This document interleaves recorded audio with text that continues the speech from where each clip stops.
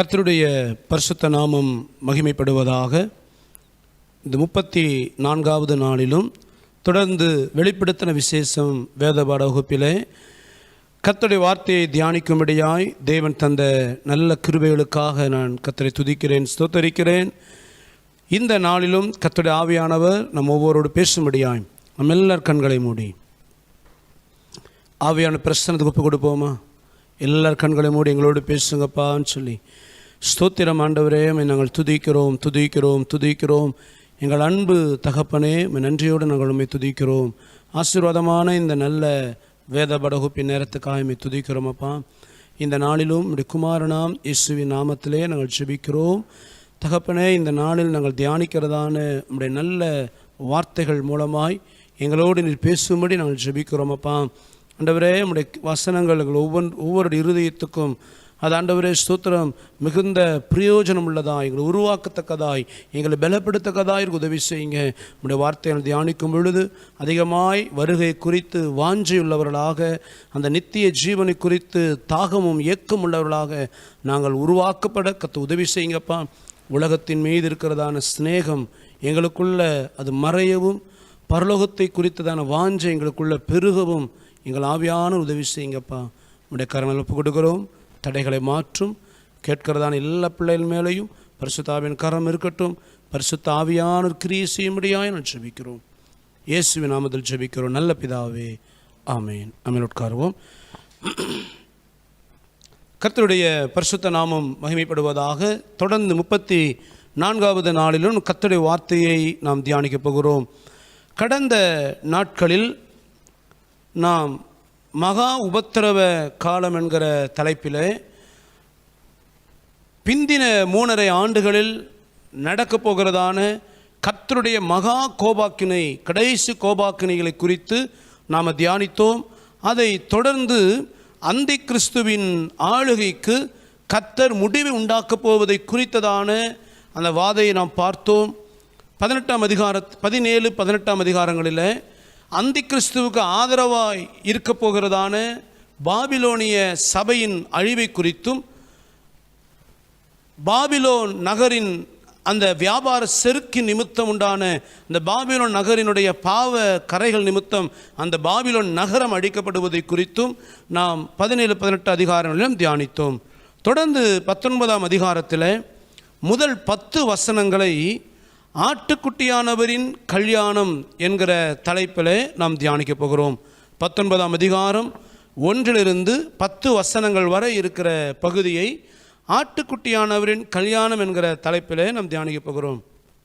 இந்த வெளிப்படுத்தின விசேஷம் வேதபாட வகுப்பிலேயே மிகவும் ஒரு விசேஷமான பகுதி என்று சொன்னால் ஆட்டுக்குட்டியான கல்யாணம். அதற்காகத்தான் நீங்களும் நானும் இத்தனை காரியங்களிலே நாம் அர்ப்பணித்து ஒரு தாகத்தோடு ஏக்கத்தோடு ஓடுவதெல்லாம் இந்த காரியத்துக்காகத்தான். ஆட்டுக்குட்டியானவரோடு இணைகிறதான அந்த மகிமையான நாட்களுக்காகத்தான் நீங்களும் நானும் இத்தனை காலமாக ஆவியிலே நாம் நொறுக்கப்பட்டவர்களாய், தேவனுக்கு பிரியமாய் வாழ வேண்டும் என்று வாஞ்சை உள்ளவர்களாய் நாம் ஓடுவது சகலமும் இந்த மகிமையான வைபவத்திற்காகத்தான். ஆகவே ஆட்டுக்குட்டியான் கல்யாணம், அதாவது சபையானது எடுத்துக்கொள்ளப்பட்ட பின்பு 7 ஆண்டுகள் இந்த பூமியில் தேவனுடைய கோபாக்கினை வெளிப்பட போகிறது. அதே சமயம் அந்த 7 ஆண்டுகளும் அந்தி கிறிஸ்துவின் ஆளுகை பூமியில் இருக்கும். அதான் கடந்த நாட்கள் நாம் பார்த்தோம். ஆகவே இந்த 7 ஆண்டுகள் பூமியில் கைவிடப்பட்டதான ஜனங்கள் மீது தேவ கோபாக்கினை வெளிப்படுகிறது. அந்தி கிறிஸ்துவின் ஆளுகை ஒரு பக்கம் இருக்கிறது. ஆக இந்த 7 ஆண்டுகளும் பூமி இப்படி உபத்திரவப்படும் பொழுது, அதே சமயம் எடுத்துக்கொள்ளப்பட்ட சபையானது இயேசுவுடனே மன வீட்டுக்குள் நுழைந்து அந்த இடத்துல ஆட்டுக்குட்டியானவரோடு கல்யாணம் நடக்கிறது என்பதை குறித்தான் வேதம் சொல்கிறது. சபை எடுத்துக்கொள்ளப்பட்ட பின்பு 7 ஆண்டுகள் பூமியிலே மகா காரியங்கள், வேதனையான சம்பவங்கள். ஆனால் அதே 7 ஆண்டுகள் பார்த்தீங்கன்னா எடுத்துக்கொள்ளப்பட்ட சபையாகிய நீங்களும் நானும் ஆண்டவராக இயேசு கிறிஸ்துவோடு மகிழ்ச்சியாக இருப்போம். அந்த 7 ஆண்டுகள் என்பது அது உண்மையாலுமே அது எடுத்துக்கொள்ளப்பட்ட சபைக்கு அது மகிமையான நாட்கள். இப்போ கல்யாணம் என்று பார்த்தீங்கன்னா சாதாரணமாக ஒரு நாள் நடக்கும். ரொம்ப பெரிய பணக்காரர்கள், ஐஸ்வர்யவான்கள், பெரிய தொழிலதிபர்கள், அரசியல் பிரமுகர்கள் இப்படி பெரிய கோடீஸ்வரர்கள் இப்படிப்பட்ட நபர்களை பார்த்தேன் ஒரு சில நாட்கள் அந்த கல்யாண விருந்துகள் கல்யாண காரியங்கள் இவைகள் எல்லாம் கொண்டாடுவார்கள். ஆனால் இங்கே பாருங்கள், உலகத்தில் இதுவரைக்கும் எவனுமே கொண்டாடாத அளவுக்கு 7 ஆண்டுகள் அந்த காரியம் நடக்குது. கொஞ்சம் யோசித்து பாருங்கள், எவ்வளோ ஒரு மகிமையானது. 7 ஆண்டுகள் பூமியிலே உபத்திரவம். ஒவ்வொரு நாளும் ஐயோ ஏண்டா அந்த நாள் வருகிறது என்கிற அளவுக்கு பூமியில் ஜனங்கள் வேதனைப்படுவார்கள். ஆனால் அதே நாட்கள் 7 ஆண்டுகளும் பார்த்தீங்கன்னா சபைக்கு இருக்கிற மகிழ்ச்சிக்கு அளவே இல்லை. இந்த சபை இயேசுவோடு கூட இருக்கும். கல்யாணம் அப்படின்னு சொன்னாலே அது சந்தோஷத்துக்கு அர்த்தம். கல்யாணம்னு சொன்னால் அங்கே துக்கமே இருக்காது, சந்தோஷம்தான். ஆனால் 7 ஆண்டுகளை இப்போ யோசித்து பாருங்கள், இயேசுவோடு கூட இருக்கும். மணவாட்டி கல்யாண சமயத்தில் எங்கே இருப்பாங்க? மணவாளன் பக்கத்தில். அப்போ மணவாட்டி ஆகிய சபை மணவாளன் நாம் இயேசுவுக்கு அருகிலே இருக்கிறது. அந்த 7 ஆண்டுகளை கொஞ்சம் கற்பனை பண்ணி பாருங்கள், அது மகிமையான நாட்கள். அந்த நாட்களுக்காகத்தான் நீங்களும் நானும் தேவ கரங்களில் ஒப்பு கொடுத்து ஒரு அர்ப்பணிப்போடு இவ்வளவான ஓடுவது அந்த மகிமையான நாட்களுக்கு தான். ஆக எனக்கு அருமையானவர்களே, ஒருவேளை இந்த நாட்களின் பாடுகள் அது நமக்கு வேதனை போல தெரியலாம். ஆக வேதம் அழகாச்சு, அதி சீக்கிரத்தில் நீங்கும் இந்த லேசான உபத்திரவம் நமக்கு அதிகமான கனமகிமையை கொண்டு வருமாம். இந்த கொஞ்ச கால பாடுகள், கர்த்தருக்காக படுகிற வேதனைகள், கர்த்தருக்காய் படுகிற பாடுகள், பரிசுத்தமாய் வாழ்வது நிமித்தம் உண்டாகிறதான வேதனைகள், அது நிமித்தம் உண்டாகிற நஷ்டம், இவை எல்லாவற்றையும் கர்த்தருக்காய் நம்ம சகிப்பது ஒருவேளை நமக்கு கடினமாய் தெரியலாம். இது கொஞ்ச காலம்தான். ஆனால் அந்த நாட்கள் முடியும் பொழுது நமக்கு இருக்கிற வாழ்க்கை மகிமையானது. ஆக அந்த மகிமையான வாழ்க்கைக்கு இந்த கொஞ்ச கால வாழ்க்கையின் பாடுகள் வழியே நாம் கர்த்தரோடு நடக்க பழகுவோம். நிச்சயமாக இந்த கர்த்தர் நம்மை ஆசீர்வதிப்பார். ஆக இந்த ஆட்டுக்குட்டியின் கல்யாணத்தை குறித்தான் பகுதியில் நம்ம பார்க்க போகிறோம். அதில் முதல்ல இருக்கிற 7 வசனங்களை நீங்கள் வாசிக்கும் பொழுது அங்கே பரலோகத்தில் ஒரு மகிமையான ஆராதனை நடப்பதை குறித்து நாம் பார்க்கிறோம். அந்த தொடர்ச்சி தான் ஆட்டுக்குட்டியின் கல்யாணத்தை குறித்து சொல்லப்படுகிறது. ஆகவே இந்த ஆட்டுக்குட்டியான கல்யாணத்தில் தான் இந்த மகிமையான ஒரு ஆராதனை நடப்பதை குறித்து நாம் பார்க்கிறோம். ஆகவே இந்த ஆராதனை எப்படி இருக்கிறது அதை கொஞ்சம் நம்ம பார்த்துட்டு ஆட்டுக்குட்டியின் கல்யாணத்தை பார்க்க போகிறோம். பரலோகத்தில் ஒரு மகிமையான ஆராதனை. முதல் வசனத்தை நாம் வாசிக்கலாம்.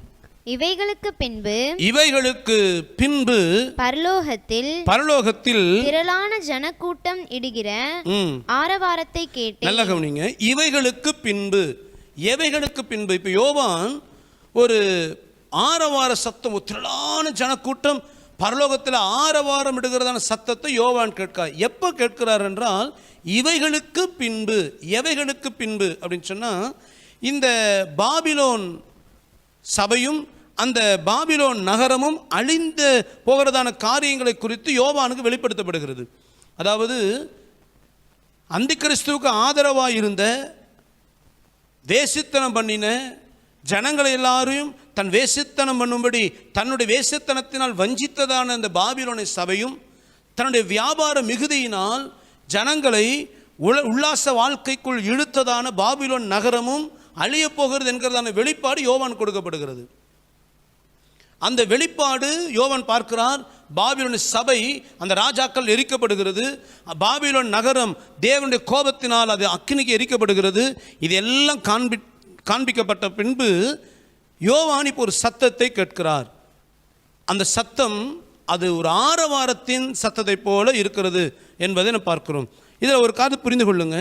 இப்போ ஆட்டுக்குட்டியான் கல்யாணத்தை நாம் தியானிக்கிறோம் என்று சொன்னால் 7வது வருஷத்தின் முடிவில் இந்த கல்யாணம் நடக்கிறது என்ற அர்த்தம் அல்ல. அதை ஒன்று புரிந்து கொள்ளுங்க. அதாவது சகலமும் இந்த வரிசைக்கிரமமாக நடக்கிறது. ஆனால் யோவானுக்கு இடையிடையில் சில விளக்கங்கள் யோவானுக்கு தரப்படுகிறது. அதுபோலத்தான் இந்த 7 ஆண்டுகள் அந்த வரிசை கிரமம் சபை பற்றி சொல்லப்படுகிறது. சபை எடுத்துக்கொள்ளப்பட்ட அந்திகிறிஸ்து ஆளுகை இந்த 7 வருட உபத்திரவம் அது வரிசை கிரமமாக யோவானுக்கு சொல்லப்படுகிறது. இது சொல்லப்படும் பொழுது இடையில இப்போ இந்த 7 ஆண்டுகள் சபை நிலைமை என்ன என்பதைத்தான் இப்போ இங்கே வெளிப்படுத்தப்படுகிறது.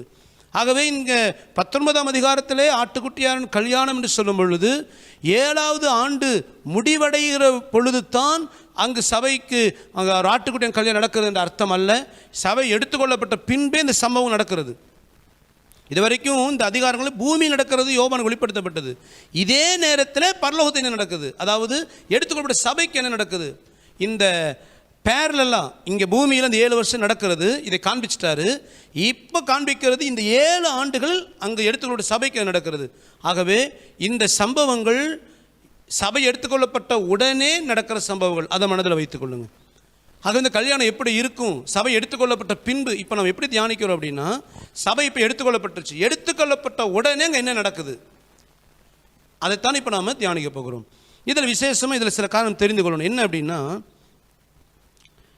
புதிய ஏற்பாட்டில் அல்லேலூயா என்கிற வார்த்தை 4 முறைத்தான் இருக்கிறது. அந்த 4 முறை எங்கே இருக்குதுன்னா இந்த வெளிப்படுத்தல் 19ஆம் அதிகாரத்தில் தான். புதிய ஏற்பாட்டில் வேறு எங்கேயுமே அல்லேலூயா என்கிற வார்த்தை இல்லை. 4 முறைத்தான் புதிய ஏற்பாட்டில் இருக்குது. பழைய ஏற்பாட்டில் 24 முறை நினைக்கிறேன். புதிய ஏற்பாட்டில் 4 முறைத்தான் இருக்கிறது. அந்த 4 முறை சொல்லப்படுகிற அல்லேலூயா வார்த்தையும் இந்த 19ஆம் அதிகாரத்தில் சொல்லப்படுகிறது. அல்லேலூயா அப்படின்னா என்ன அர்த்தம்? நீ நிறைய பேருக்கு அதே தெரியறதில்லை. அல்லேலூயா என்று சொன்னால் அது ஒரு எபிரேய வார்த்தை, அல்லேலூ ஜாயா, அதான் எபிரேய வார்த்தை. அதோட வார்த்தைக்கு என்ன அர்த்தம்னா கர்த்தருக்கு துதி உண்டாகட்டும். அதுதான் நம்ம பிரைஸ் தி லார்ட் அப்படின்னு சொல்கிறோம், கர்த்தருக்கு துதி உண்டாகட்டும். ஆகவே அல்லேலூயா என்று சொல்லுவது கர்த்தருக்கு துதி உண்டாகட்டும் என்கிற அர்த்தம். இப்போ இந்த பகுதியில் முதல் 7 வசனம் பார்த்தீங்கன்னா 24 மூப்பர்கள், 4 ஜீவன்கள், தேவ தூதர்கள், ஒரு திரளான ஜனக்கூட்டம் அல்லேலூயா என்று சொல்லி கர்த்தரை ஆர்ப்பரிக்கிறார்கள். அதாவது கர்த்தருக்கு மகிமை உண்டாகட்டும் என்று சொல்லி கர்த்தரை துதிக்கிறார்கள். ஏன் அப்படி துதிக்கிறார்கள்? இங்கு துதிக்கிற ஒரு சத்தம் உண்டாகிறது. எதை நிமித்தம் துதிக்கிற சத்தம் உண்டாகிறது? இந்த சத்தம் எப்போ கேட்கப்படுதுன்னா, பாபிலோனிய சபையும் பாபிலோனிய வியாபார சந்தையும் அது அழிக்கப்பட்ட பின்பு சத்தம் கேட்கிறது. அப்போ ஏன் இந்த துதியின் சத்தம்? ஏன் இவர்கள் ஆராதிக்கிறார்கள்? இவர்கள் 4 முறை அல்லேலூயா என்று சொல்லி ஆராதித்தார்கள். 4 முறை எதற்காக சொன்னார்கள் என்றால், முதல் 2 வசனத்தை நாம் வாசிக்கலாம். இவைகளுக்கு பின்பு பரலோகத்தில் திரளான ஜனக்கூட்டம் இடுகிற ஆரவாரத்தை கேட்டேன். அவர்கள் அல்லேலூயா இரட்சண்யமும் மகிமையும் கனமும் வல்லமையும் நம்முடைய தேவனாகிய கர்த்தருக்கே உரியது. அவருடைய நியாய தீர்ப்புகள் சத்தியமும் நீதியுமானவைகள். தன் வேசித்தனத்தினால் பூமியை கெடுத்த மகா வேசிக்கு அவர் நியாய தீர்ப்பு கொடுத்து தம்முடைய ஊழியக்காரரின் இரத்தத்திற்காக அவளிடத்தில் பழி வாங்கினாரே என்றார்கள். முதலாவது எதற்கு அல்லேலூயா என்று சொல்லி ஆராதித்தார்களாம்? நம்முடைய தேவனாகிய கர்த்தர் அவருடைய நியாய தீர்ப்புகள் சத்தியமும் நீதியுமானவைகள். எதற்கு முதலாவது அல்லேலூயா என்று கர்த்தர் ஆராதித்தார்களாம்? தேவனுடைய நியாய தீர்ப்புகளை நினைத்து, அதாவது பரிசுத்தவான்களின் இரத்தத்தை சிந்தும்படி வெறி கொண்டிருந்ததான அந்த பாபிலோனிய சபை, பரிசுத்தவான்களுக்கு விரோதமாய் செயல்பட்டது பாபிலோனிய நகரம். ஆகவே பரிசுத்தவான்களின் இரத்தத்தை சிந்தின நிமித்தம் அவர் இரத்தத்துக்காக கர்த்தர் இந்த பாபிலோனின் வேசித்தனங்களை அவர் நியாயம் தீர்த்தார் என்பதை நினைத்து ஆராதித்தார்களாம். ஆக தேவனுடைய நியாய தீர்ப்புகள் என்பது அது சத்தியமானது, நீதியானது. தேவன் ஒருபோதும் அநீதி செய்கிறவர் அல்ல, ஒருவரையும் அநீதியாய் நியாயம் தீர்க்கிறவரும் அல்ல. ஆக தேவனுடைய நியாய தீர்ப்புகள் என்பது அது நீதியானவைகள். அது எப்படி அவர் நியாயம் தீர்க்கிறாராம்? ஒரு வார்த்தையை வாசிங்க. 96ஆம் சங்கீதம் 13வது வசனத்தை வாசிங்க. அவர் வருகிறார். அவர் பூமியை நியாயம் தீர்க்க வருகிறார். அவர் பூலோகத்தை நீதியோடும் ஜனங்களை சத்தியத்தோடும் நியாயம் தீர்ப்பார். அதாவது கர்த்தர் எப்படி நியாயம் தீர்ப்பாரா? மேம்போக்காய் மனிதனுடைய முகத்தை பார்த்து கர்த்தர் நியாயம் தீர்ப்பது அல்ல, நீதியோடும் சத்தியத்தோடும். அப்ப தேவனிடத்தில் பட்சபாதம் என்பது கிடையாது. முகத்தை பார்த்து கர்த்தர் நியாயம் தீர்க்கிறவர் அல்ல. தேவன் தன்னுடைய நீதியை நிமித்தம், அதாவது நீதியாய் நியாயம் தீர்க்கிறவர். தேவனிடத்தில் அநீதி அல்ல, பாரபட்சம் அல்ல, கஞ்சாடை பார்க்கிறவர் அல்ல, சத்தியத்தோடு உண்மையாய் அவர் நியாயம் தீர்க்கிறவர். அது கர்த்தருடைய நியாய தீர்ப்பு என்பது இந்த நாட்களில் ஒருவேளை சபையை அவர் சிட்சித்து நியாயம் தீர்த்தாலும், அல்லது கடைசி நாட்களில் முழு உலகத்தை அவர் நியாயம் தீர்த்தாலும் அவருடைய நியாய தீர்ப்பில் நீதியும் சத்தியம் உண்டு. இன்னொரு வார்த்தை வாசி. 98ஆம் சங்கீதம் 9வது வசனம். அவர் பூமியை நியாயந்தீர்க்க வருகிறார். அவர் பூமியை நியாயந்தீர்க்க வருகிறார். பூலோகத்தை நீதியோடும் ஜனங்களை நிதானத்தோடும் நியாயந்தீர்ப்பார். பதறியெல்லாம் அவர் நியாயந்தீர்ப்பதில்லை, அல்லது அந்த நேரத்துக்கு ஏற்றது போல பதறுகிறவரல்ல நம்ம தேவன். நிதானமாய் அவருடைய நியாய தீர்ப்பை ஒருபோதும் குற்றம் சாட்ட முடியாத அளவுக்கு நியாய தீர்ப்பு இருக்கும். அப்படியானால் ஒரு மனிதன் வருகையில் கைவிடப்படும் பொழுது கர்த்தரிடத்தில் வாக்குவாதம் பண்ணவே முடியாது. அது சபையாக இருந்தாலும் சரி. கருமையானவர்களே, ஒருவேளை ரட்சிக்கப்பட்டு ஞானஸ்நானம் எடுத்து சபையில் அங்கத்தினராக இருந்தாலும் ஒருவேளை வருகையிலே கைவிடப்படுவீர்களானால் கர்த்தரிடத்தில் வாக்குவாதம் பண்ணவோ நம்முடைய நியாயங்களை எடுத்து சொல்லவோ ஒருபோது முடியாது. ஏனென்றால் அவருடைய நியாய தீர்ப்பு சமயத்துக்கு ஏற்றது போலவோ பாரபட்சமாக்குறது அல்ல. அவர் நிதானமாக நியாயம் தீர்ப்பார். அவர் நியாய தீர்ப்பில் 1% கூட தவறு பிசகு இருக்காது. நீதியாய் நியாயம் தீர்க்கிற தேவன். அந்த தேவன் கரத்தில் உண்மையை ஒப்பு கொடுங்க. அவர் நீதியோடும் சத்தியத்தோடும் நியாயந்திருப்பார். அவர் சத்திய வசனங்களில் நாம் வளரவும் நீதியாய் நியாயந்திருக்கிற கர்த்தருக்கு முன்பதாக நீதி உள்ளவர்களாய் நடக்கவும் நாம் அர்ப்பணிப்போம். நீதியாய் நியாயந்திருக்கிற தேவன் நம்மை வருகையில் எடுத்துக்கொள்ளப்படணும். நம்மிடத்தில் அநீதி இருக்கக்கூடாது. நம்ம நீதியாய் வசனத்துக்கு கீழ்ப்படிந்து தேவனுக்கு பிரியமான வாழ்க்கை வாழ ஒப்பு கொடுப்போம். கர்த்தர் நம்மை ஆசீர்வதிப்பார். 2வது எதற்கு ஆராதித்தார்களாம்? 3வது வசனம். மறுபடியும் அவர்கள் அல்லேலூயா என்று 2வது முறை திரும்பவும் அல்லேலூயா என்று சொல்லி ஆர்ப்பரித்தார்கள். அவளுடைய புகை என்றென்றைக்கும் எழும்புகிறது என்றார்கள். 2வது எதற்கு அல்லேலூயா என்று சொல்லி ஆர்ப்பரித்தார்களாம்? அந்த பாபிலோனின் புகை என்றென்றைக்கும் எழும்புகிறது என்று சொல்லி ஆராதித்தார்களாம். கொஞ்சம் யோசித்து பாருங்க. பாபிலோன் எரிகிறது, அந்த பாபிலோன் நகரத்தின் புகை எழும்பி வருகிறது.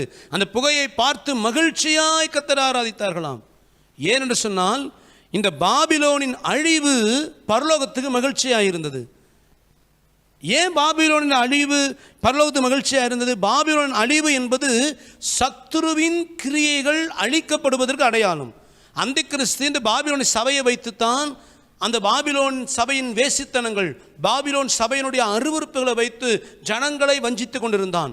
பாபிலோன் நகரத்தின் வியாபார செருக்கை வைத்து அநேகர்கள பண ஆசையை விதைத்து, அநேகர்கள உல்லாச வாழ்க்கை விதைத்து, அந்த பூமியின் குடி கைவிடப்பட்ட பூமியின் குடிகள் ஒருபோதும் கர்த்தர் பக்கம் திரும்பக்கூடாது என்பதற்காக, திரும்பவும் மனம் திரும்பக்கூடாது என்பதற்காக இந்த பாபிலோன் சபையையும் பாபிலோன் நகரத்தையும் வைத்து ஜனங்களை உல்லாச வாழ்க்கைக்குள்ள அந்திக்கிறிஸ்து நடத்தி கொண்டிருந்தான். அவனுடைய கிரியைகளுக்கு தேவன் முடிவு கட்டினதுதான் பாபிலோன் சபையும் பாபிலோன் நகரமும் அக்கினிக்கு இரையானது. அந்த புகையை பார்த்து பரலோகம் சந்தோஷப்பட்டது.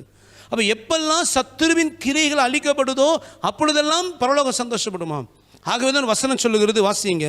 லூக்கா 15ஆம் அதிகாரம் 10வது வசனம். அதுபோல மனம் திரும்புகிற ஒரே பாவியின் நிமித்தம் தேவனுடைய தூதருக்கு முன்பாக சந்தோஷம் உண்டாகிறது என்று உங்களுக்கு சொல்லுகிறேன் என்றார். தேவனுடைய தூதருக்கு முன்பாக, அதாவது பரலோகத்தில் எப்போ சந்தோஷம் உண்டாகுமாம்? மனம் திரும்புகிற ஒரு பாவி. அப்படி என்ன அர்த்தம்? ஒரு பாவி மனம் திரும்பும்போது பரலோகம் பயங்கர சந்தோஷப்படுதான். ஏன் சந்தோஷப்படுதுன்னா, ஒரு மனிதன் பாவியாக இருக்கும் பொழுது சத்துரு அவனை ஆளுகை செய்கிறான். இப்போ நல்லா கவனிங்க, இதில் 2 குரூப் இருக்குது. ஒன்று, ரட்சிக்கப்படாத ஒரு மனிதன் பாவத்தில் இருக்கும் பொழுதும் சத்துருவனை ஆளுகை செய்கிறான். 2வது குரூப்பு, அந்த ஆளுகையிலிருந்து விடுதலையாக்கப்பட்டு ரட்சிக்கப்பட்டு சபைக்கு வந்தும் திரும்பவும் பாவத்துக்குள் விடும் பொழுது இவர்கள் தங்கள் ஆளுகையை சாத்தான் கையில் ஒப்புக் கொடுக்கிறார்கள். ஆக 2 கூட்டமும் சாத்தானுடைய ஆளுகையில் இருக்கிற கூட்டம். இப்போ ஒரு பாவி மனம் திரும்பும் பொழுது சாத்தான் ஆளுகை முறியடிக்கப்பட்டு அந்த மனிதன் திரும்ப கர்த்தருக்குள் வரும் பொழுது அந்த சாத்தானின் கிரியை முறியடிக்கப்பட்டதினால் பரலோகம் சந்தோஷப்படுகிறது. அல்லேலூயா. அதே போல தான் நீங்கள் எப்போ இயேசுவே ரட்சகர் என்பதை அறிந்து கொண்டு நீங்கள் அவர் சொந்த ரட்சகராக ஏற்றுக்கொண்டு நீ ஞானஸ்நானம் எடுத்தீர்களோ அப்பொழுது பரலோகம் மிகுந்த சந்தோஷப்பட்டது. அதே சமயம் ரட்சிக்கப்பட்ட பின்பு நீங்கள் திரும்ப அந்த பாவத்தில் விழும் பொழுதெல்லாம் தேவனுக்கு எவ்வளோ ஒரு துக்கம். ஆகதான் வேதம் அழகாய் சொல்லுகிறது, மீட்கப்படும் நாளுக்கென்று முத்திரையாக பெற்ற பரிசுத்த ஆவியானவரை துக்கப்படுத்தாதிருங்கள். நீங்கள் ரட்சிக்கப்படும் பொழுது எவ்வளவு தேவனுக்கு முன்பதாக பரலோகம் கலிகூர்ந்ததோ அதே போலத்தான் நீங்கள் ரட்சிக்கப்பட்ட நீங்கள் திரும்ப பாவத்தில் விழும் பொழுது ஒரு பெரிய வேதனை கர்த்தருக்குண்டு. ஆகவே தான் தாவீது ஜெபிக்கும்படி சொல்லுகிறான் 139ஆம் சங்கீதம் 23-24 உமக்கு வேதனை உண்டாக்கும் வழி என்னிடத்தில் உண்டோ என்று பார்த்து நித்திய வழியிலே என்னை நடத்தும். ஆக இந்த சத்தத்தை கேட்கிறேன் அருமையான தேவஜனமே, நீங்கள் ரட்சிக்கப்பட்டிருந்தும் சில பாவத்தின் அடிமைத்தனத்துக்குள் நீங்களே உங்களை விட்டு கொடுத்து அந்த பாவ சிற்றின்பத்தில் வாழ்ந்து கொண்டிருப்பீர்களானால், சரீரத்துக்கு எடுக்கிற பாவமோ, சிந்தைக்கு எடுக்கிற அருவருப்புகளோ, ஒழுக்கக்கேடான காரியங்களோ, தகாத உறவுகளோ, தகாத சிந்தைகளோ உங்கள் வாழ்க்கையை சீரழித்து கொண்டிருக்குமானால் உங்கள் நிமித்தம் பரலோகத்தில் துக்கம் உண்டாயிருக்குது என்பதை மறந்துடாதீங்க. நீங்கள் திரும்ப உங்கள் தவறுகளை உணர்ந்து மனம் திரும்பும் பொழுது உங்கள் நிமித்தம் பரலோகத்தில் ஒரு ஆர்ப்பரிப்பின் ஆரவார சத்தம் நிச்சயம் உண்டு. அல்லேலூயா. ரெண்டாவது, சத்துருவின் கிரியில் அளிக்கப்படும் பொழுது பரலோகம் ஆர்ப்பரித்து கர்த்தரை ஆராதிக்கிறது. மூன்றாவது, எதற்கு கர்த்தரை அல்லேலூயா என்று சொல்லி ஆராதித்தார்கள்? 4வது வசனத்தை வாசிக்கலாம். 24 மூப்பர்களும் 24 மூப்பர்களும் 4 ஜீவன்களும் வணக்கமாய் விழுந்து ஆமென் ஆமென் ஹல்லேலூயா என்று சொல்லி சிங்காசனத்தின் மேல் வீற்றிருக்கும் தேவனை தொழுது கொண்டார்கள். போது இங்க 24 மூப்பர்களும் 4 ஜீவன்களும் வணக்கமாய் விழுந்து திரும்பவும் அல்லேலூயா ஆமென் அல்லேலூயா என்று சொல்லி கர்த்தர் ஆராதித்தார்களாம். இவர்கள் எதுக்கு ஆராதித்தார்கள் என்று சொன்னால், இந்த பாபிலோன் நியாயம் தீர்க்கப்பட்டதற்காக, பாபிலோன் அழிந்ததற்காகவே 3வது முறையும் இங்கு துதிக்கிறதை நாம் பார்க்கிறோம். அடுத்து 4வது அல்லேலூயா சத்தம் எதற்காக? இப்போ வாசிங்க, 5லிருந்து 7 வரை வாசிங்க. மேலும், இப்போ இந்த வார்த்தை நல்லா கவனிங்க. மேலும் முதல் வசனம் வாசிக்கும் பொழுது இவைகளுக்கு பின்பு, எப்பொழுதும் வசனம் வாசிக்கும் பொழுது அந்த வசன சில நேரம் அப்பொழுது, இப்பொழுது, பின்பு, அதற்கு பின்பு, இவைகளுக்கு பின்பு, மேலும், ஆனால், இப்படி எல்லா வார்த்தை வரும் பொழுது அந்த இடத்துல சில விளக்கங்கள் உண்டுன்னு அர்த்தம். அப்படி வரும் பொழுது முந்தின பகுதிகள், பிந்தின பகுதிகள் அதெல்லாம் நீங்கள் சேர்த்து வாசித்தீங்கன்னா தான் முழு விளக்கங்கள் கிடைக்கப்படும். இப்போ இந்த அதிகாரத்தில் முதல் வசனத்தில் இவைகளுக்கு பின்புன்னு சொல்லும் பொழுது முந்தின அதிகாரத்திலே நடந்ததான காரியங்களுக்கு பின்பு. ஆனால் இங்கே 5வது வசனம் சொல்லும் பொழுது மேலும் அப்படின்னு சொல்லும் பொழுது இப்போ சொல்லப்படுகிற இந்த ஆராதனை அடுத்து இந்த 7 வருஷம் முடிவிலே நடக்கிறது அர்த்தம் இல்லை. இந்த இடத்துல சொல்லப்படுகிற வார்த்தை என்பது அங்கே பரலோகத்தை என்ன நடந்து கொண்டிருக்கிறது என்பதை குறித்து சொல்லப்படுகிற காரியம். வாசிங்க 5லிருந்து 7 வரை. மேலும் நமது தேவனுடைய ஊழியக்காரரே அவருக்கு பயப்படுகிற சிறியோரும் பெரியோருமானவர்களே, நீங்கள் யாவரும் அவரை துதியுங்கள் என்று ஒரு சத்தம் சிங்காசனத்திலிருந்து பிறந்தது. அப்பொழுது திரளான ஜனங்கள் இடும் ஆரவாரம் போலவும், பெருவெள்ள இரைச்சல் போலவும், பலத்த இடிமுழக்கம் போலவும் ஒரு சத்தம் உண்டாகி, அல்லேலூயா, சர்வ வல்லமையுள்ள தேவனாகிய கர்த்தர் ராஜ்யபாரம் பண்ணுகிறார். நாம் சந்தோஷப்பட்டு களிகூர்ந்து அவருக்கு துதி செலுத்த கடவோம். ஆட்டுக்குட்டியானவருடைய கல்யாணம் வந்தது. அவருடைய மனைவி தன்னை ஆயத்தம் பண்ணினாள் என்று சொல்ல கேட்டேன். அடுத்து 4வது இங்கு எதற்கு அல்லேலூயா என்ற வார்த்தை வருகிறது? ஏன் இங்கு துதியின் சத்தம் கேட்கப்படுகிறது என்றால், ஆட்டுக்குட்டியானவருடைய கல்யாணம் வந்தது, நாம் எல்லாரும் களிகூறுவோம் என்கிற ஒரு சத்தம். ஆக இங்கே 4வது எதற்கு தேவனை துதிக்கிற சத்தம் என்று சொன்னால், ஆட்டுக்குட்டியானுடைய கல்யாணத்தை எண்ணி அதான் நாம் தியானிக்க போகிறோம். ஆக அந்த கல்யாணத்தை எண்ணும் பொழுதே அங்கே ஒரு ஆரவார சத்தம், ஆர்ப்பரிப்பின் சத்தம், துதியின் சத்தம். அப்போ அது எவ்வளவு ஒரு மகிழ்ச்சியான கொஞ்சம் யோசித்து பாருங்க. பூமியின் குடிகள் எல்லாம் கோபாக்கினாலும் அந்தி கிறிஸ்துவின் ஆளுகையினாலும் வேதனைப்பட்டு மனம் கசந்து பற்கள் கடித்து ஐயோ வாழ்வதை காண செத்த நலமாயிருக்குமே என்று புலம்பி கதறி கொண்டிருக்கிற அந்த நேரத்தில் சபையானது கல்யாண வீட்டில் மகிழ்ச்சியினால் நிறைந்திருக்கும். நான் நினைக்கிறேன் பூமியில் என்ன நடக்குதுன்னு கூட தெரியாத அளவுக்கு சந்தோஷமாக இருந்திருப்பாங்க. சாதாரணமாக ஒரு மனுஷன் ரொம்ப சந்தோஷம் மிகுந்து இருக்கும்போது சுற்றி என்ன நடக்குதுன்னு அவங்களுக்கு தெரியாது. கல்யாண வீட்டில் பார்த்தீங்கன்னா அந்த மணவரையில் இருக்கிற மணமகனும் மணமகனும் ரொம்ப சந்தோஷமாக இருப்பாங்க. சுற்றி யார் இருக்கிறா, சாப்பிட்டாங்களா, போனாங்களா, வந்தாங்களா, இன்னும் சொல்ல போனால் என்ன அங்கே நெருக்கடி, யாருக்குள்ளே என்ன ஒன்றும் தெரியாது. அப்படியே காதுக்குள்ளே போனாலும் உள்ளே போகாது அவர்களுக்கு. ஏதாவது ஒரு பிரச்சனை கூட, ஏன்னா அவங்க சந்தோஷத்திலே மிகுந்திருப்பார்கள். அதே போல் அந்த 7 ஆண்டுகள் எடுத்துக்கொள்ளப்பட்ட சபை இயேசுவோடு கல்யாண வீட்டில் மகிழ்ச்சியினால் நிறைந்திருக்கும். பூமியினுடைய ஒரு விதமான அந்த கோபாக்கின் வேதனையிலும் தெரியாது. இப்போ எவ்வளோ மகிழ்ச்சி பாருங்கள். அந்த 7 ஆண்டுகள் அதற்கு பின்பு, அதாவது சபை எடுத்துக்கொள்ளப்பட்டது பின்பு பார்த்தீங்கன்னா அதுக்கப்புறம் கண்ணீர் துக்கம் எதுவுமே இல்லை, மகிழ்ச்சியின் மேலே மகிழ்ச்சி. இன்னும் சொல்லப்போனால் இதுக்கப்புறம் பார்த்தீங்கன்னா சபையானது இயேசுவோடவே சுத்தம் எங்கே பார்த்தாலும். எவ்வளோ மகிழ்ச்சி. அந்த நாளுக்காக இயக்கத்தோடு இருங்க, அந்த நாளை பார்ப்பதற்கு ஒப்பு கொடுங்க. இப்போ 2 சாய்ஸ் தான். நீங்கள் வருகையில் எடுத்துக்கொள்ளப்பட்டு ஆட்டுக்குட்டியானுடைய கல்யாணத்தில் நீங்கள் மணமகளாக இருக்கணுமா, அல்லது கைவிடப்பட்டு அந்தி கிறிஸ்துவின் நாட்களில் பூமியில் உபத்திரவ சந்திக்கணுமா? இந்த 2 சாய்ஸும் உங்கள் கையில் இருக்குது. ஆனால் அந்த சாய்ஸை செலக்ட் பண்ணுறதுக்கான டைம் பீரியட் குறைவு. ஒன்று உங்கள் மரணம் அல்லது இயேசுவின் வருகை. இந்த 2 எது முந்துதோ அதுக்குள்ளே நீங்கள் அதை செலக்ட் பண்ணி அதுக்கேற்ற போல் வாழணும். இந்த 2 எப்போ வரும்னு நமக்கு தெரியாது. அதனால் இன்றே ரட்சணியினால் இன்றைக்கு உங்கள் வாழ்க்கை ஒப்பு கொடுத்து வரப்போகிறதான சபை எடுத்துக்கொள்ளப்படுகிற நாளுக்கு ஆயத்தமாகுங்க. கர்த்தர் உங்களை ஆசீர்வதிப்பார். இப்போ இந்த ஆட்டுக்குட்டியான கல்யாணம் எப்படி இருக்கிறது, இதை குறித்து கொஞ்சம் தியானிக்க போகிறோம். இதில் ஒரு சில காரியங்களை நாம் இன்றைக்கு தியானிக்க போகிறோம். அதன் தொடர்ச்சியை நாம் நாளைய தினத்திலும் தியானிக்க போகிறோம். முதலாவது மணவாளன் யார் என்று நாம் பார்க்க போகிறோம். வாசிங்க 19ஆம் அதிகாரம் 7வது வசனம். நாம் சந்தோஷப்பட்டு களிகூர்ந்து அவருக்கு துதி செலுத்த கடவோம். ஆட்டுக்குட்டியானவருடைய கல்யாணம் வந்தது. அவருடைய மனைவி தன்னை ஆயத்தம் பண்ணினாள் என்று சொல்ல கேட்டேன். நல்ல கவனிங்க. இந்த இடத்துல ஆட்டுக்குட்டியானவரின் கல்யாணம். ஆக மணவாளன் யார்? ஆட்டுக்குட்டியானவர் என்பவர் இயேசு கிறிஸ்து. ஆக மணவாளன் இயேசு கிறிஸ்து. இதில் என்ன விசேஷம் அப்படின்னா, இந்த வசனம் சொல்லப்படும் ஆட்டுக்குட்டியானவரின் கல்யாணம்.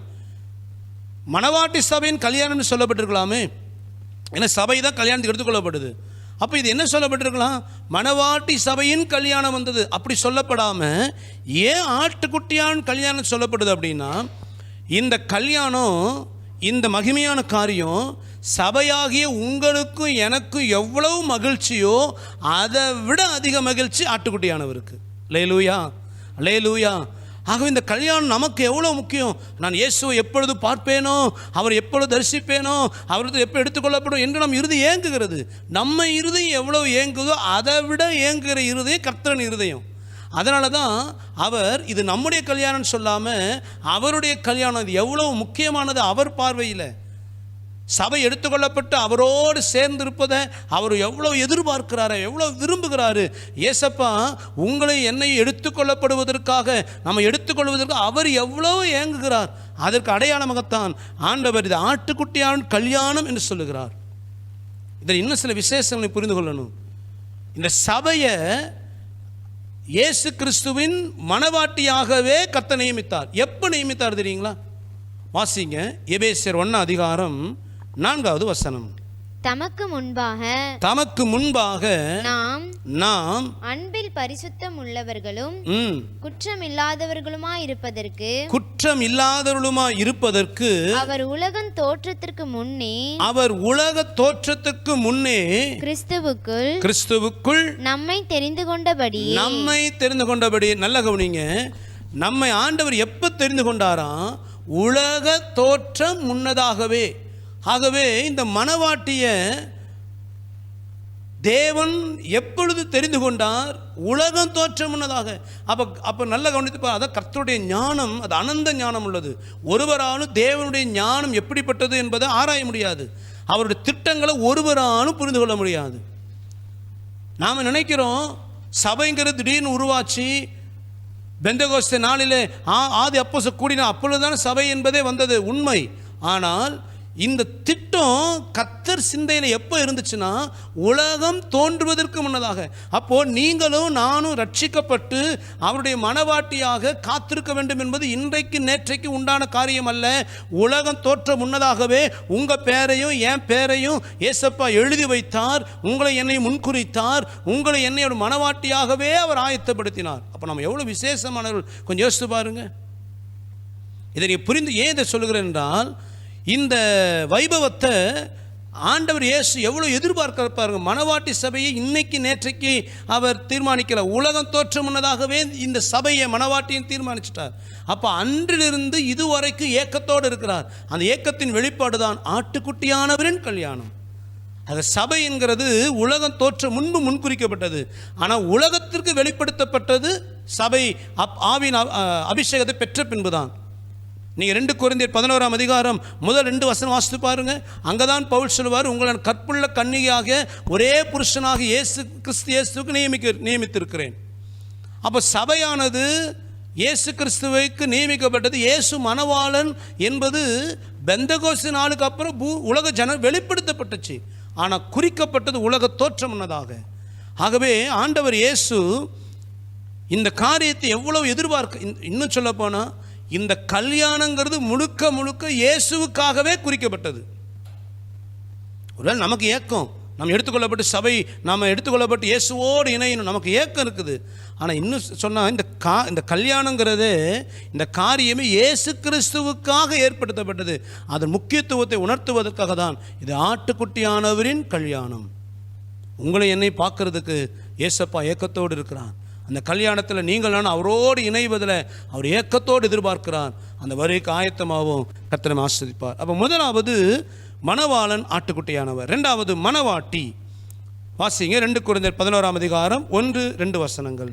என் புத்தியினத்தை நீங்கள் சற்றே சகித்தால் நலமாயிருக்கும். என்னை சகித்தும் இருக்கிறீர்களே. நான் உங்களை கற்புள்ள கன்னிகையாக கிறிஸ்து என்னும் ஒரே புருஷனுக்கு ஒப்பு கொடுக்க நியமித்தபடியால் உங்களுக்காக தேவ வைராக்கியம் கொண்டிருக்கிறேன். அப்போஸ்தலனாகிய பவுலுடையார் சபையை பார்த்து சொல்கிறார், உங்களை கிறிஸ்து என்னும் ஒரே புருஷனுக்கு நான் மணவாட்டியாக நியமித்திருக்கிறேன். அப்போ சபை தான் மணவாட்டி. அப்போ எடுத்துக்கொள்ளப்பட்ட சபை தான் இந்த வெளிப்படுத்தல் 19:7 சொல்லப்படுகிற மனைவி என்று சொல்லப்படும். மனைவி தன்னை ஆயத்தப்படுத்தினால் அந்த மனைவி யார்? கல்யாணத்துக்கு தன்னை ஆயத்தப்படுத்தி கொண்ட ஆட்டுக்குட்டியான் கல்யாணத்தன்னை தயார்படுத்தி கொண்ட மனைவி எடுத்துக்கொள்ளப்பட்ட சபை. நல்ல கவனிங்க. இன்றைக்கு அநேகர் இந்த வெளிப்படுத்தல் 19:7 அந்த பிந்தின பகுதியை மாத்திரம் வாசிக்கிறேன். 19:7 அவருடைய மனைவி தன்னை ஆயத்தம் பண்ணினாள் என்று சொல்ல கேட்டேன். சில பேர் நீ தவறாய் உபதேசிக்கிறாள். என்னன்னு சொன்னா, இங்கு சொல்லப்படுவது அவருடைய மனைவி தன்னை ஆயத்தப்படுத்தினாள் என்று சொல்லப்படுவது, மனைவி என்பவள் வேதத்தில் பழைய ஏற்பாட்டில் இஸ்ரவேல் ஜனங்களைத்தானே சொல்லுகிறது. சபை எடுத்துக்கொள்ளப்படும் பொழுது கன்னிகை ஆயிடுச்சு. ஆகவே இங்கு நடக்கிறதான, இங்கு சொல்லப்படுகிறதான மனைவி என்பவள் இஸ்ரவேல் ஜனங்கள், அதுதான் தேவ ஜனங்கள் என்று அநேகர் சொல்லுகிறார்கள். வேதத்தில் அநேக விதமான திருமணங்கள் தேவ மனிதர்கள் நடப்பதென பார்க்கிறோம். வேதத்தில் பழைய ஏற்பாட்டில் நடக்கிற அநேக சம்பவங்கள் புதிய ஏற்பாட்டில் தேவனுடைய காரியங்கள் நிழலாட்டமாய் சொல்லப்பட்டது. அதில் ஒரு கல்யாணம் ஈசாக்கு ரெபேக்கால் கல்யாணம். ஈசாக்குக்கு அப்பா ஆபிரகாம் மணப்பெண்ணை பார்க்கும்போது எலேசர் அனுப்புகிறார். சொல்லும் பொழுது, இங்கே இருக்கிற கானானிய பெண்களை பார்க்காதப்பா, என் ஊருக்கு போ, என் சொந்த ஊரில் சொந்தத்தில் ஒரு பெண் எடு அப்படின்னு சொல்லுவார். நல்லா கவனிங்க, ஆபிரகாம் தான் கர்த்தரை அறிந்து கொண்டவர். ஆபிரகாம் தான் தேவனுடைய வார்த்தையை விசுவாசின் தகப்பனாக மாறி இருக்கிறார். ஆனால் ஆபிரகாமுடைய உறவினர்கள் ரட்சிக்கப்படலை. ஆபிரகாமுடைய உறவினர்கள் புறஜாதிகளாகத்தான் இருந்தார்கள். அதில் நாகோரின் மகளாகிய அந்த ரெபேக்காலை ஈசாக்குக்கு பேசி முடிக்கிறார் எலேசர். நாகோர் யாரு? அவர் புறஜாதி மனுஷன். ஈசாக்கு யாரு? வாக்குத்தத்தத்தின் பிள்ளை. ஆக வாக்குத்தத்தத்தின் பிள்ளையாகி ஈசாக்குக்கு ஒரு புறஜாதியின் ரெபேக்கால் மனைவியாக நியமிக்கப்பட்டது போல ஆண்டவராக இயேசு கிறிஸ்துவுக்கு புறஜாதியாகிய சபை மணவாட்டியாக நியமிக்கப்பட்டது. அதே போல வேதத்தில் நீ உன்னத பாட்டின் புத்தகத்தை வாசிக்கும் பொழுது அங்கே சாலமோனுக்கும் சூலமித்தியாளுக்கும் நடக்கிறதான அந்த உரையாடலை பார்க்கிறோம். அது மேலோட்டமாய் பார்த்தால் அது 2 பேருக்கு நடக்கிற ஒரு அன்பின் உரையாடல் போல இருக்கும். ஆனால் அது ஆவிக்குரிய ரீதியாக இயேசுவுக்கும் சபைக்கும் உள்ள உறவு. அதாவது இந்த சூலமித்தியால், அந்த சூலமியான்கிற அந்த ஊரில் அவள் இருக்கிறாள். அவன் சகோதரால் வஞ்சிக்கப்படுகிறாள். அவள் ஒரு புறஜாதி, அவள் கர்த்தரை அறியாதவள். அந்த சாலமோன் மேய்ப்பனாக போகிறார். மேய்ப்பனாக போய் அங்கே இருக்கிற தன் குடும்பத்தால் பாதிக்கப்பட்டு வேதனைப்பட்டதான சூலமித்தியால் அன்பு காண்பித்து அந்த அன்பினால் அவள் ஈர்க்கப்பட்டு காட்டில் திராட்சை தோட்டம் காவலாளியாக கிடந்த அந்த சூலமித்தியால கொண்டு வந்து அரண்மனையில் தனக்கு மனவாட்டியாக சாலமோன் வைப்பதை குறித்து தான் உன்னத பாட்டின் புத்தகத்தை பார்க்கிறோம். அதே போல தான் காணியாட்சிக்கு புறம்பாக இருந்த வனாந்தரத்திலும் அவாந்தர வெளியிலும் ஊழையிடுகிற பாலை நிலத்தில் கிடந்த நம்மை தேவன் தேடி வந்தார். பாவத்தின் அடிமைத்தனத்தில் இருந்த, சாபத்தின் அடிமைத்தனத்தில் இருந்த, வாழ்க்கையே நொறுங்கிப்போ நிலைமையில் இருந்த இந்த சூலமித்தியாலை போல இருந்த நம்மை தேடி வந்து இயேசு தன் அன்பை காண்பித்தார். நாம் அவர் ஏற்றுக்கொண்ட பொழுது அவர் நம்மை அவருக்கு மனவாட்டியாக தெரிந்து கொண்டார். அதே போலதான் புறஜாதியாயிருக்கிற சபையை இயேசு மனவாட்டியாக தெரிந்து கொள்ள வேண்டும் என்பது உலகத்தொற்று முன்பதாகவும் முன்குறிக்கப்பட்டது. ஆனால் இஸ்ரவேல் ஜனங்கள் பழைய ஏற்பாட்டில் பார்த்தீங்கன்னா அவர்கள் தேவனுடைய ஜனங்கள் சொல்லப்படுகிறார்கள். வேதத்தில் 2 ஆவிக்குரிய கல்யாணம் நடக்கிறது. ஒன்று, பழைய ஏற்பாட்டில் இஸ்ரவேல் ஜனங்கள் தேவனுக்கு மனைவியாக நியமிக்கப்படுகிறவர்கள். நீங்கள் அதை குறித்து வாசிக்கும் பொழுது ஏசாயா 54:5 வசனத்தை வாசிங்க. உன் சிருஷ்டிகரே, உன் சிருஷ்டிகரே, உன் நாயகர். உன் நாயகர், நாயகர் அப்படின்னு சொன்னா புருஷன் அப்படின்னு அர்த்தம். உன் சிருஷ்டிகரே, உன் நாயகர், சேனைகளின் கர்த்தர் என்பது, சேனைகளின் கர்த்தர் என்பது அவருடைய நாமம். அவருடைய நாமம் இஸ்ரவேலின் பரிசுத்தர், இஸ்ரவேலின் பரிசுத்தர், உன் மீட்பர். உன் மீட்பர். நல்லா கவனிங்க. இஸ்ரவேல் ஜனங்களை பார்த்து சொல்லப்படுகிற வார்த்தை உன் சிருஷ்டிகரே, உன் நாயகர். அவருடைய நாமம் சேனைகளின் கர்த்தர் என்பது அவருடைய நாமம். அப்போ இஸ்ரவேல் ஜனங்களை குறித்து வேதம் சொல்லும் பொழுது முழு உலகத்திலும் தேவனாகி கர்த்தர் இந்த இஸ்ரவேல் ஜனங்களை தனக்கு சொந்த ஜனங்களை தெரிந்து கொண்டார். அந்த உறவை சொல்லும் பொழுது அது கணவன் மனைவிக்குள்ள உறவை போல தான் கர்த்தர் சொல்லுகிறார். நீ ஓசியாவின் புத்தகம் 2 அதிகாரம் முழுக்க வாசித்து பாருங்க. அந்த அதிகாரத்தில் இஸ்ரவேல் ஜனம் தேவனை விட்டு வழிவிலகி விக்கிரக ஆராதனைக்கும் உலக ஜனங்களுடைய பாவ வாழ்க்கைக்கும் இந்த இஸ்ரவேல் ஜனங்கள் அந்த வாழ்க்கைக்கு வழிதவறி போகும் பொழுது அதை கர்த்தர் எப்படி ஒப்புமை சொல்லுவார்னா, தான் புருஷனை ஏமாத்திட்டு இன்னொரு இடத்துல கள்ள உறவு வைத்து விபச்சாரம் பண்ணுகிற ஒரு வேசியை போல கர்த்தர் சொல்லுவார். அந்த வேசித்தனம் பண்ணி தான் இஸ்ரவேல் ஜனங்களை நீ மனம் திரும்பி திருமணை ஏற்றுக்கொண்டால் நான் உன்னை மனைவியை ஏற்றுக்கொள்ள ஆயத்தமாக இருக்கிறேன் என்று சொல்லுகிற ஒரு புருஷனை போல கர்த்தர் பேசுகிறதை பார்க்க முடியும். அப்போது பழைய ஏற்பாட்டில் இஸ்ரவேல் ஜனங்கள் ஏற்கனவே தேவனின் மனைவியாக சொல்லப்படுகிறார்கள். ஆனால் புதிய ஏற்பாட்டுக்கு வரும் பொழுது இந்த 19:7 மனைவி தன்னை ஆயத்தம் பண்ணினாள். எதற்கு? கல்யாணத்துக்கு. ஏற்கனவே கல்யாணம் பண்ணவங்க இன்னொரு கல்யாணத்துக்கு ஆயத்தப்படுத்த முடியாது.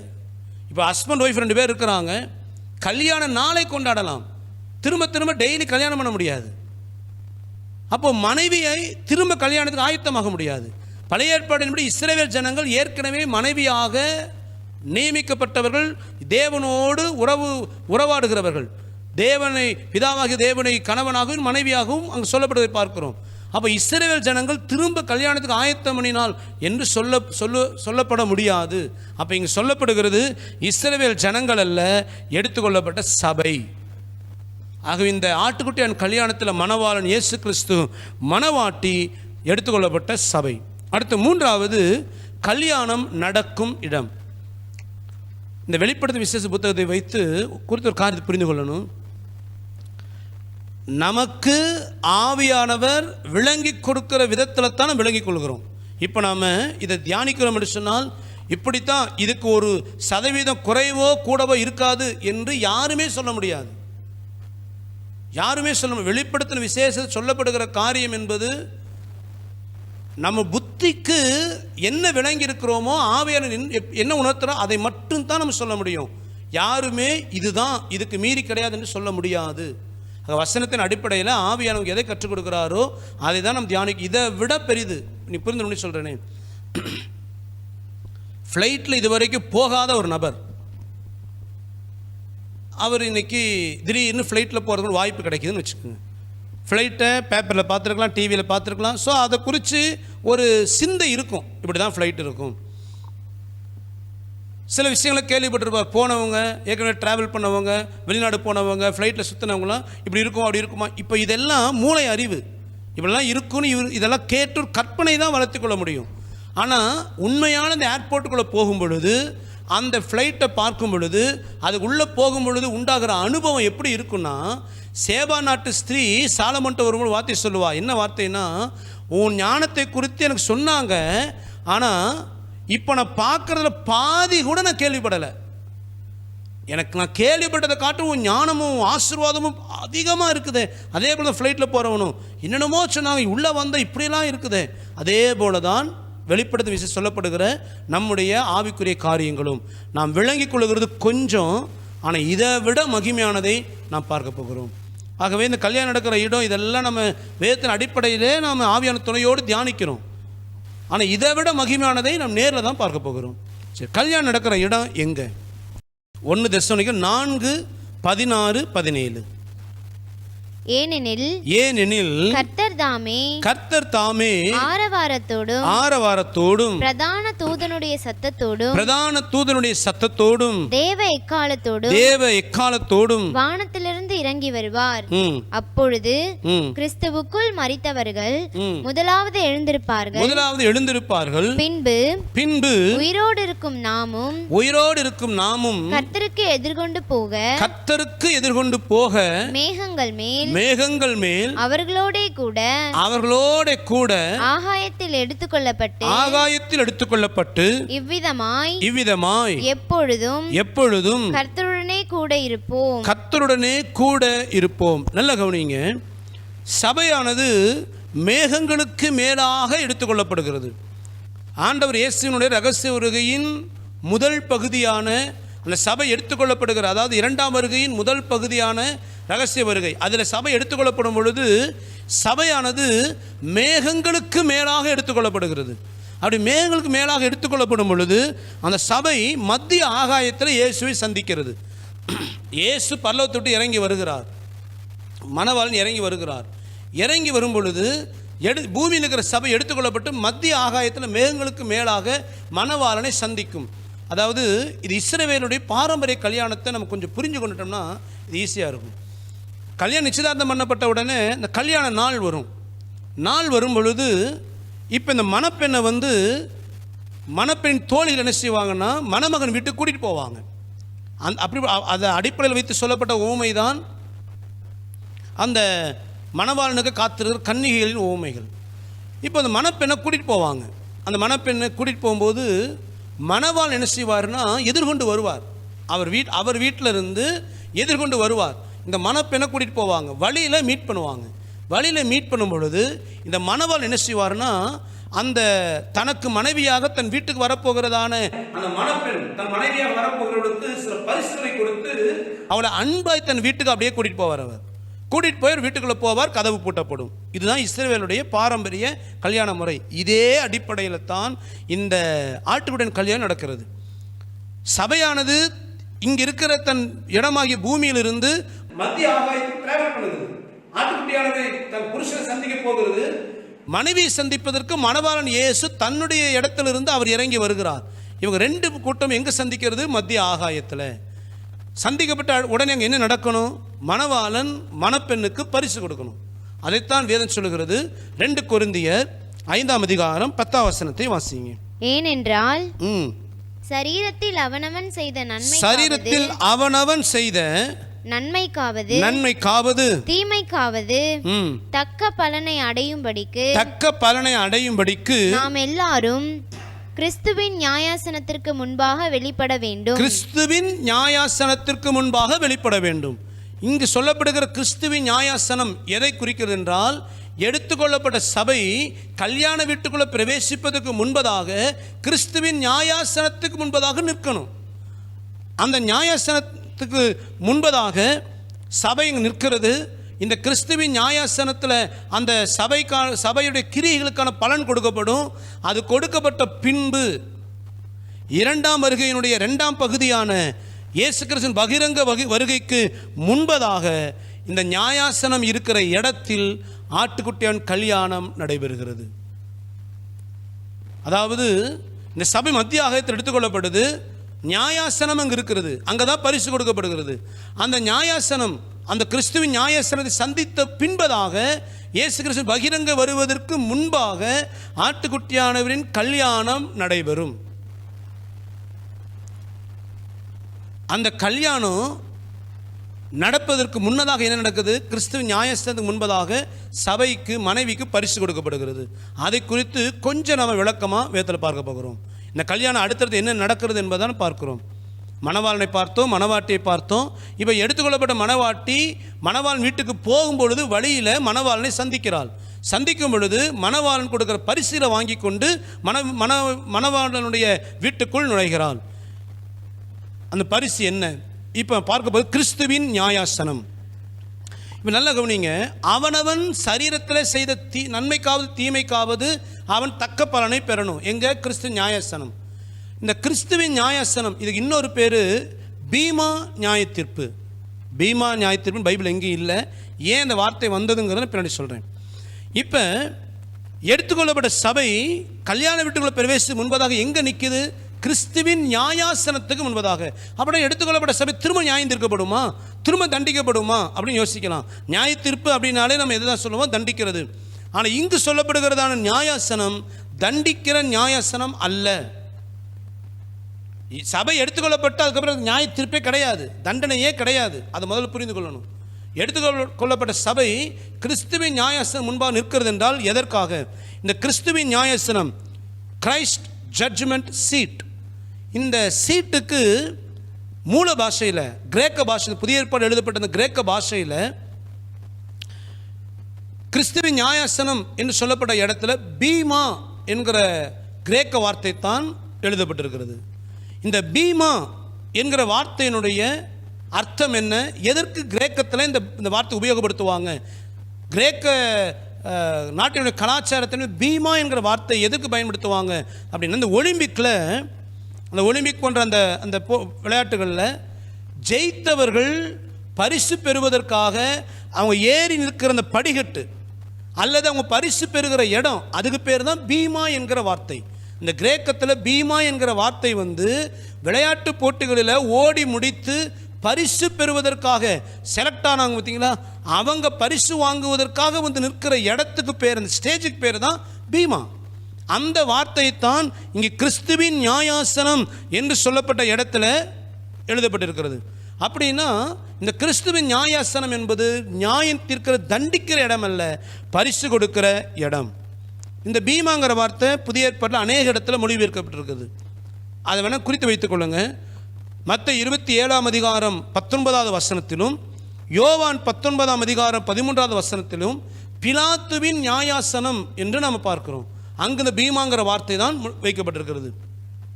அப்போஸ்தலர் நடவடிக்கைகள் 12ஆம் அதிகாரம் 21 வாசிக்கும் பொழுது ஏரோது தன் சிங்காசனத்தில் உட்கார்ந்து கொண்டு அவன் பிரசங்கித்தான் என்று பார்க்கிறோம். அந்த இடத்திலும் பீமா என்கிற வார்த்தை எழுதப்பட்டிருக்கிறது. அப்போஸ்தலர் நடவடிக்கைகள் 25ஆம் அதிகாரம் 6ஆம் வசனம் 10ஆம் வசனம் 17ஆம் வசனத்தில் பெஸ்து என்கிறதான தேசாதிபதி அவன் பவுலுக்கு முன்பதாக நியாயஸ்தானத்தில் உட்கார்ந்து கொண்டிருந்தான் என்று நாம் பார்க்கிறோம். அந்த இடத்திலும் பீமா என்கிற வார்த்தை உண்டு. அப்போஸ்தலர் நடவடிக்கைகள் 18ஆம் அதிகாரம் 12, 16, 17 வாசிக்கும் பொழுது கல்லியோன் என்கிறதான ஒரு மனிதன் உட்கார்ந்த நியாயஸ்தானம் அங்கேயும் பீமா என்று எழுதப்பட்டிருக்கிறது. ஆக அந்த பீமா என்கிற நியாயஸ்தானம் என்பது தண்டிக்கிறது அல்ல, கிரியைகளை விசாரித்து ரிவார்ட் பண்ணுகிற இடம். ஆக இயேசு கிறிஸ்துவின் நியாயாசனம் என்று சொல்லப்படுகிறது. அங்கே சொல்லப்படுகிறது பரிசு கொடுக்கிற நியாயாசனம். எப்படி பரிசு கொடுப்பாராம்? திரும்ப 2 கொரிந்தியர் 5ஆம் அதிகாரம் 10வது வசனத்தை வாசிங்க. ஏனென்றால் சரீரத்தில் அவனவன் செய்த நன்மைக்காவது தீமைக்காவது தக்க பலனை அடையும்படிக்கு நாம் எல்லாரும் கிறிஸ்துவின் நியாயாசனத்திற்கு முன்பாக வெளிப்பட வேண்டும். நல்ல கவனிங்க. இந்த நியாயாசனத்துக்கு முன்பதாக நாம் நிற்கும் பொழுது கூட்டம் கூட்டமாக நிற்க முடியாது, சபையாக போய் நிற்க முடியாது. பாஸ்டருக்கு முன்னாடி அவங்க விசுவாசிங்க அல்லது ஸ்தாபன தலைவர்கள் அவங்க கீழே இப்படி எல்லாமே நிற்க முடியாது, அல்லது கணவன் மனைவி பிள்ளைங்க இப்படி போய் நிற்க முடியாது. இண்டிவிஜுவல் பர்சன் அவனவன் செய்த நன்மைக்காவது தீமைக்காவது. அப்போ ஒவ்வொருத்தரும் தனித்தனியாக நிற்கணும். தனித்தனியாக நிற்கும் பொழுது அவர்களை குறித்துதான அங்கே விசாரிப்பு நடக்கும், பரிசு கொடுக்கப்படும். அப்போ அவனவன் கிரியைக்குரிய பலன் தான் கிடைக்கும். அப்பா நல்ல ஆண்டவருக்காக பிரயாசப்பட்டிருக்கிறார், அதன் பரிசு பிள்ளை வாங்க முடியாது. அப்போ அவனவன் செய்த, அப்போ தனித்தனியாக பரிசு வழங்கப்படும். இப்போ இந்த வசனம் கொஞ்சம் பாருங்க, அவனவன் தன் சரீரத்தில் செய்த நன்மைக்காவது தீமைக்காவது. அப்போ யோசிக்கலாம், தீமை செஞ்சவன் எங்கே அங்கே போய் நிற்க முடியும்? அடுத்த கேள்வி நமக்கு வருமே. சரீரத்தில் தீமை செய்திருந்தான் அப்படின்னா அவன் எப்படி எடுத்துக்கொள்ளவே முடியாது. அப்படி எப்படி எடுத்துக்கொள்ளப்படுவான்? அவன் செய்த தீமைக்கு எப்படி அங்கே பலன் கொடுக்கப்படும்? நல்லா கவனிங்க, இங்கு தீமை என்று சொல்லுவது பாவத்தை குறிக்கவில்லை. ஏன் அப்படின்னா வாசிங்க 2 கொரிந்தியர் 5:21 வாசிங்க. நாம் அவருக்குள் தேவனுடைய நீதி ஆகும்படிக்கு பாவம் அறியாத அவரை நமக்காக பாவமாக்கினார். அதாவது இயேசு சிலுவையில நமக்காக பாவத்தை சுமந்தவராக, பாவத்தை பரிகரித்தவராக சிலுவையில் தன் ஜீவனை கொடுத்தார். அப்ப பாவமானது சிலுவையிலே நியாயம் தீர்க்கப்பட்டு விட்டது.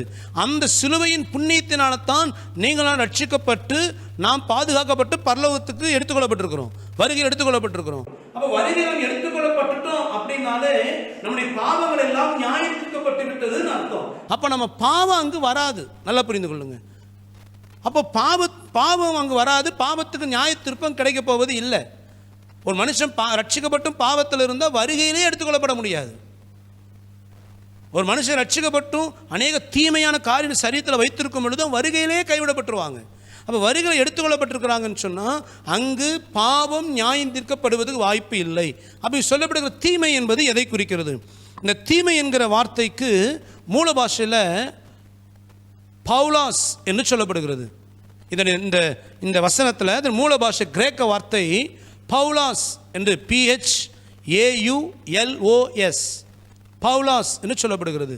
அது என்ன அர்த்தம் அப்படின்னா ஒர்த்லெஸ், யூஸ்லெஸ் அப்படின்னு அர்த்தம். அதாவது பிரயோஜனம் இல்லாத காரியங்கள், அதான் தீமைன்னு சொல்லப்படுகிறது. அப்போ நன்மை என்ன எது சொல்லப்படுகிறது? பிரயோஜனமான காரியங்கள்.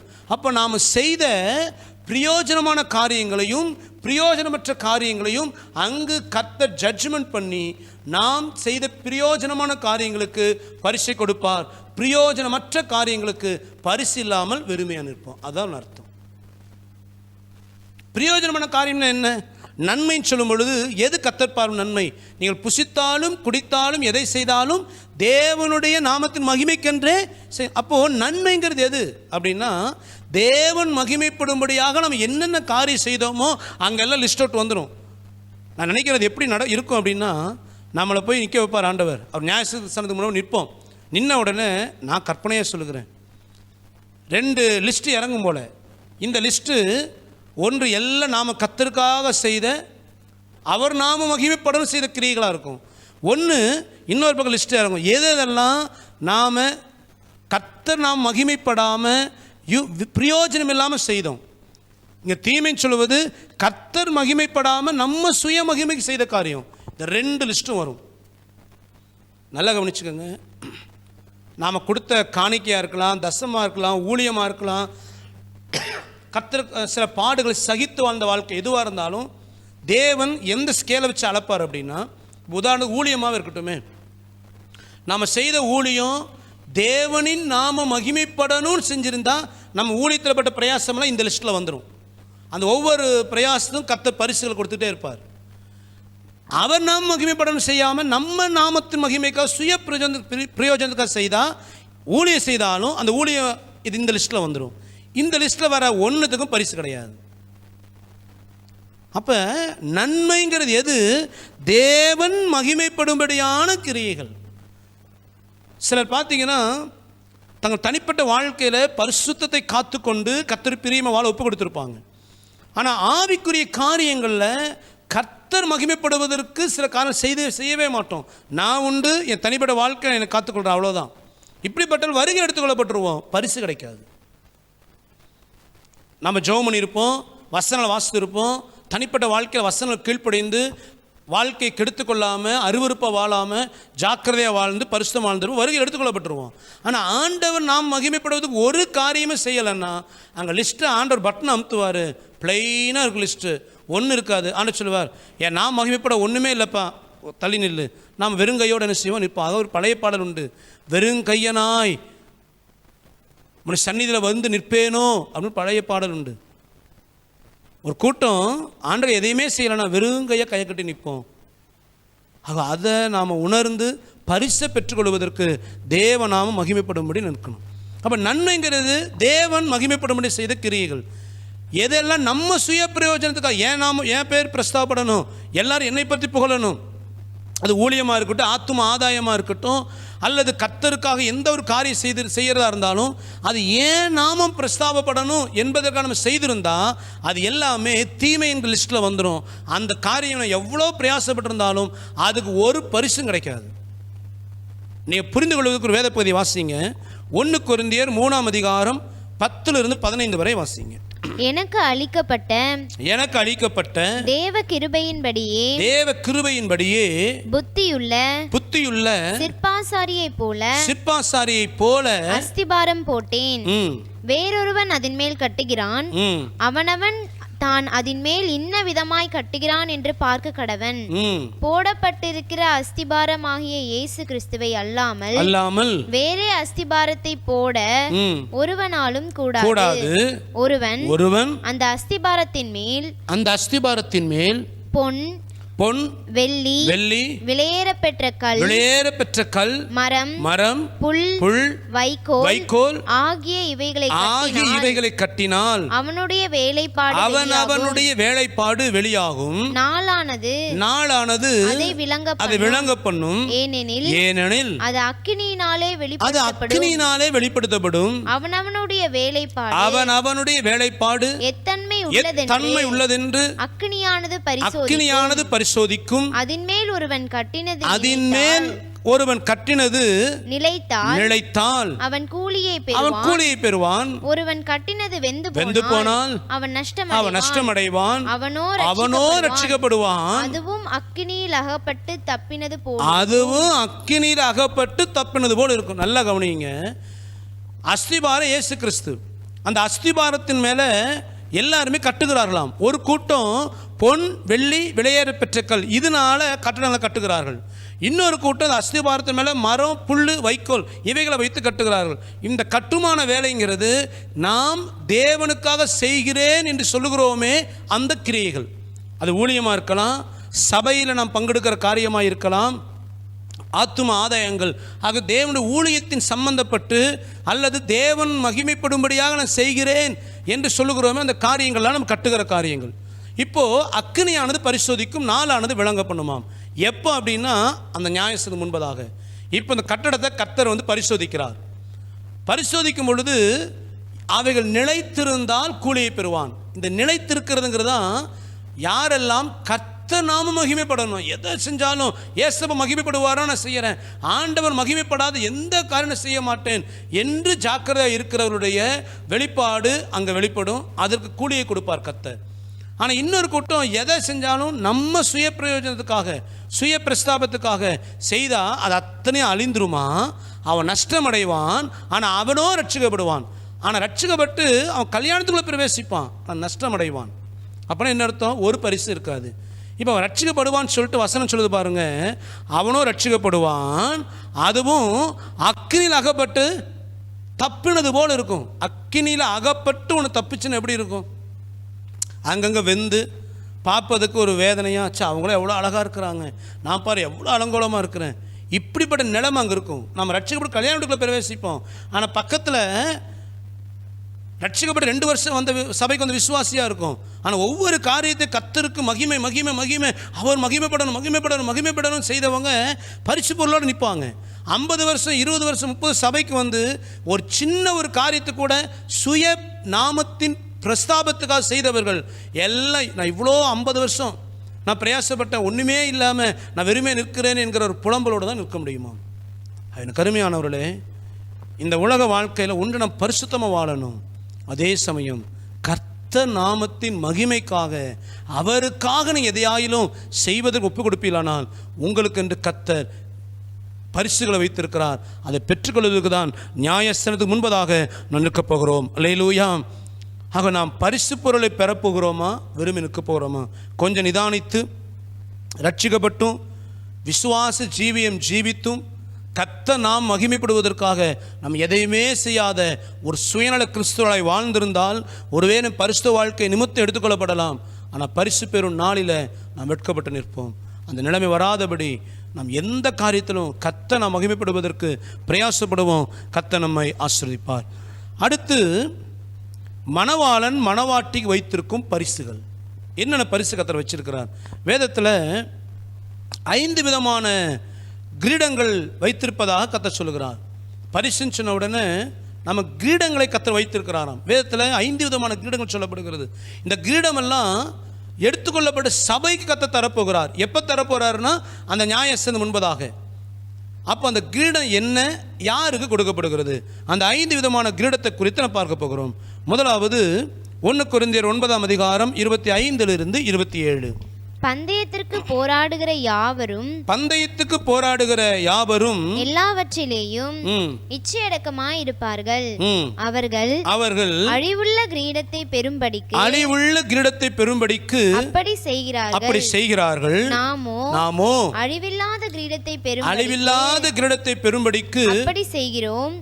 ஆதலால் நான் நிச்சயம் இல்லாதவனாக ஓடேன், ஆகாயத்தை அடிக்கிறவனாக சிலம்பம் பண்ணேன்.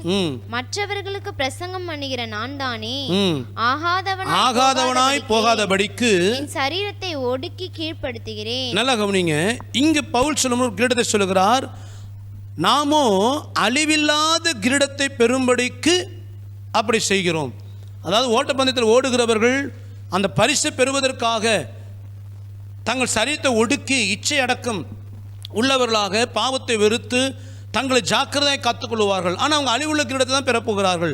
ஆக அழிவுள்ள கிரீடத்தை பெறுவதற்காகவே அவள் சரீரத்தை ஒடுக்கி இச்சை அடக்கமுள்ளவர்களாக இருப்பார்களானால் அழிவில்லாத கிரீடத்தை பெறப்போகிறவர்கள் நாம் எவ்வளவாக பிரயாசப்படணும். இப்போ முதல்ல கர்த்தர் வைத்திருக்கிற கிரீடம் அழிவில்லாத கிரீடம். இந்த கிரீடம் யாருக்காண்ட தரப்போறாருன்னா தங்களுடைய உலக பிரகாரம் ஓட்டத்தை ஜெயமாக ஓடி முடித்தவர்கள் கர்த்தர் தருகிறார். அப்படியானால் இந்த ஓட்டத்தை ஜெயமாக முடித்தவங்க தான் எடுத்துக்கொள்ளப்படுகிறார்கள். அப்போ எடுத்துக்கொள்ளப்பட்ட எல்லாருக்கும் அநேகமாக இந்த அழிவில்லா கிரீடம் என்ன செய்யப்படுகிறது? கொடுக்கப்படுகிறது. யாரெல்லாம் இந்த பூமியில் தன் சரீரத்தை ஒடுக்கி அந்த பழைய ஜென்ம சுவாபங்களுக்கு மனம் திரும்பி பாவ இச்சைகளை வெறுத்து எல்லாவற்றையும் இச்சை அடக்கம் அப்படின்னா இச்சை எங்கெங்கெல்லாம் வருங்கிறது புரிந்து கொள்ளுங்க. ஒன்று சரீரத்தில் எழும்புகிற இச்சை. இந்த இச்சை நம்ம உணர்ச்சிகள் மூலமாக சரீரத்தில் சில உணர்வுகள் எழும்பும் பொழுது அந்த இச்சை விகற்பமாகி சரீரத்தை கெடுத்துக்கொள்ளுகிற அளவுக்கு பாவ உணர்ச்சிகளாய் மாறும். அந்த இச்சையில் நம்ம இச்சை அடக்கமுள்ளவர்களாக இருக்கணும். ரெண்டாவது கண்கள் மூலமாக வருகிற இச்சை. இந்த கண்கள் இச்சை அதுவும் சிந்தைகளை தாறுமாறாக்கி அதன் நிமித்தம் ஒரு அற்பமான சந்தோஷத்தை பெறுவதற்காக நம்முடைய கண்கள் துடிக்கும். அந்த இச்சை கடிவாளம் போடணும். பொருட்களின் மீது வருகிற இச்சை, எந்த பொருளை பார்த்தாலும் அது தேவையா தேவையில்லை என்பதெல்லாம், எனக்கு அது வேணும், எப்படியானது அதை அடைஞ்சிடணும், எப்பேற்பட்டாலும் வாங்கிடணும். அதை அந்த பொருள் மேலே வருகிற பொருளாசை இச்சை.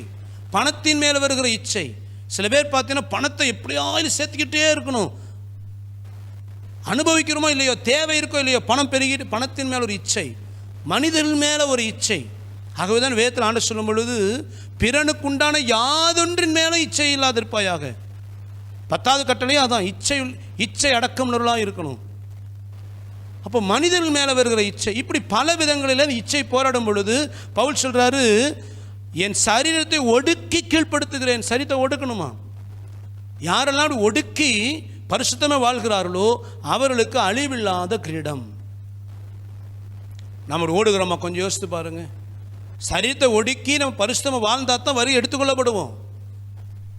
அது குறித்து பவுல் சொல்லும்போது சொல்றார் பாருங்க. எபிரேயர் 12ஆம் அதிகாரம் 1 வசனத்தை வாசிங்க.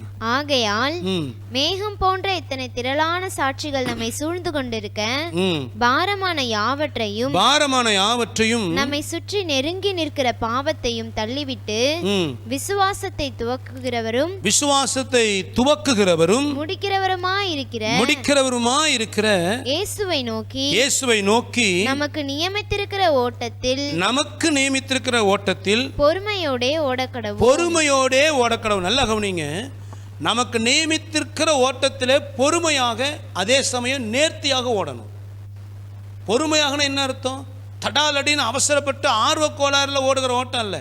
சில பேர் பார்த்தீங்கன்னா ஆர்வ கோளாறில் நான் ஆண்டவர் இதை செய்யணும் அதை செய்யணும் தீர்மானம் எடுத்து ஒன்றும் இல்லாமல் தடுமாறுகிறது. இப்போ பொறுமையாக ஓடணும், ஆனால் நேர்த்தியாக ஓடணும். எப்படி ஓடணும்? பாரமான யாவற்றையும் நெருங்கி இருக்கிற பாவத்தையும் தள்ளிவிட்டு. யோசிப்பை பாருங்க, தகப்பன் வீட்டில் இருந்த சுகமான வாழ்க்கை இழந்து போத்திபா வீட்டில் அடிமைத்தனத்தில் இருக்கிறான். அது பயங்கர வேதனை. ஆனால் அந்த வேதனை தள்ளிவிட்டு ஓடிக்கொண்டிருந்தான். அதில் ஜெயிச்ச உடனே சாத்தான் இச்சையை தூண்டுகிறான், பாவத்தை பக்கத்தில் நெருக்கி வைக்கிறான். அந்த பாவத்தையும் தள்ளிவிட்டு ஓடினான். அவன் ஓட்டம் ஜெயமாக இருந்தது.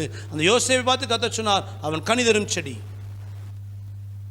அவன் ஓட்டத்தை எப்படி ஓடணும்? பவுல் சொல்லும் பொழுது 2 தீமோத்தேயு 4:7 நல்ல போராட்டம் போராடினேன், ஓட்டத்தை முடித்தேன், விசுவாசத்தை காத்துக்கொண்டேன். பவுலுடைய சொல்ற நல்ல போராட்டம் போராடினேன், ஓட்டத்தை முடித்தேன். நம்ம ஓட்டத்தை ஜெயமாக முடிக்கணும்னா நல்ல போராட்டம் போராடணும். சொல்றாரு பாருங்க, நல்ல போராட்டம் போராடினேன், என் ஓட்டத்தை முடித்தேன், விசுவாசத்தை காத்துக்கொண்டேன். இந்த விசுவாசத்தை காத்துக்கொண்டேன் அப்படிங்கிறது தான் என் ஓட்டத்தில் நான் பரிசுத்தமாக வந்து வருகைக்கு ஆயத்தமாக என் ஓட்டத்தை முடித்தேன். அப்போ ஓட்டத்தை முடிக்கிறது முக்கியம் இல்லை. எப்படி தான் இந்த ஓட்டத்துக்கு ஒரு முடிவு நமக்கு இருக்குது. நாம் ரட்சிக்கப்பட்டு ரட்சிக்கப்படாதவர்களோ இந்த ஓட்டம் ஒரு நாள் முடியும். எப்படி முடிக்கிறோங்கிறது தான். விசுவாசத்தை காத்து கொண்டவர்களாய் முடிக்கணும் அப்படின்னா நல்ல போராட்டம் போராடணும். நல்ல போராட்டம்னா எதோடு போராடணும்? நம்ம நெருங்கி நிற்கிறதான அந்த பாரமான காரியங்கள், உலகத்தின் பிரச்சனை, உலக போராட்டம், இவைகளில் சோர்ந்து போகாமல், அவிசுவாசப்படாமல், பிரச்சனை பார்த்து கத்தரிட்டு வழிவிலகாமல், எத்தனை பிரச்சனை, எத்தனை நெருக்கம், எத்தனை வியாதி, எத்தனை பலவீனம், எத்தனை நிந்த அவமானம் வந்தாலும் என் ஆண்டவர் இயேசுவுக்காக வாழ்கிறதான வைராக்கியமுள்ள கிறிஸ்தவ ஜீவியத்தை விட்டு நான் விலகி போக மாட்டேன் என்கிறதான அந்த போராட்டத்தில் நிலைத்து நிற்கணும். சில பேர் பார்த்தா ஒரு பிரச்சனை வந்தோடனே எதுக்குள்ள அந்த கிறிஸ்தவ வாழ்க்கை திரும்பி போயிடுறோம். அவங்க போராட்டத்தில் நெருக்கங்கள் மத்தியில் நல்ல போராட்டம் போராடணும். அடுத்து பாவ இச்சை போராடும் பொழுது பாவத்துக்கு விரோதமாய் நீங்கள் யுத்தம், நீங்கள் அதை எதிர்த்து நிற்பதில் ரத்தம் சிந்தப்படத்தக்கதாக எதிர்த்து நிற்கவில்லையே. நீ பாவத்துக்கு விரோதமாய் போராடுவதில் ரத்தம் சிந்தப்படத்தக்கதாக எதிர்த்து நிற்கவில்லை. எபிரேயர் 12:3 வாசிக்கிறோம். பாவம் நம்மோடு போராடும் பொழுது ரத்தம் சிந்தப்படத்தக்கதாக எதிர்த்து நிற்கணுமா? ரத்தம் சிந்தப்படத்தக்க என்ன அர்த்தம்? என் உயிரே போனாலும் இந்த பாவம் எனக்குள்ளே வருது இடம் கொடுக்க மாட்டேன். அதை ரத்தம் சிந்தப்படத்தக்கதாக எதிர்த்து நிற்கணும். ரத்தம் சிந்துகிறது உயிரை விடுறது. என் உயிர் வேணாலும் போவேன், நான் உயிரை வேணாலும் விடுவேன், இந்த பாவத்தை மட்டும் செய்ய மாட்டேன். இப்படி நிற்கிறவர்கள் அந்த ஓட்டத்தை ஜெயமாய் முடிப்பார்கள். அப்படி முடித்து அங்கே வருகைக்கு எடுத்துக்கொள்ளப்படும் பொழுது நியாயத்திற்கு முன்பதாக கர்த்தர் எல்லாருக்கும் அழிவில்லாத கிரீடத்தை கரங்களில் கொடுப்பார். ரெண்டாவது நமக்கு கொடுக்கப்பட்ட கிரீடம் என்ன? வாசிங்க 1 தெசலோனிக்கேயர் 2:19-20. எங்களுக்கு நம்பிக்கையும் சந்தோஷமும் மகிழ்ச்சியின் கிரீடமுமாய் இருப்பவர்கள் யார்? நம்முடைய கர்த்தராகிய இயேசு கிறிஸ்து வரும்போது அவருடைய சன்னிதானத்திலே நீங்கள் அல்லவா அப்படி இருப்பீர்கள். நீங்களே எங்களுக்கு மகிமையும் சந்தோஷமுமா இருக்கிறீர்கள். இங்க 2வது பவுல் சொல்றாரு, எங்களுக்கு நம்பிக்கையும் சந்தோஷம் மகிழ்ச்சியின் கிரீடமுமாய் இருக்கிறோம். 2வது கிரீடம் மகிழ்ச்சியின் கிரீடம்.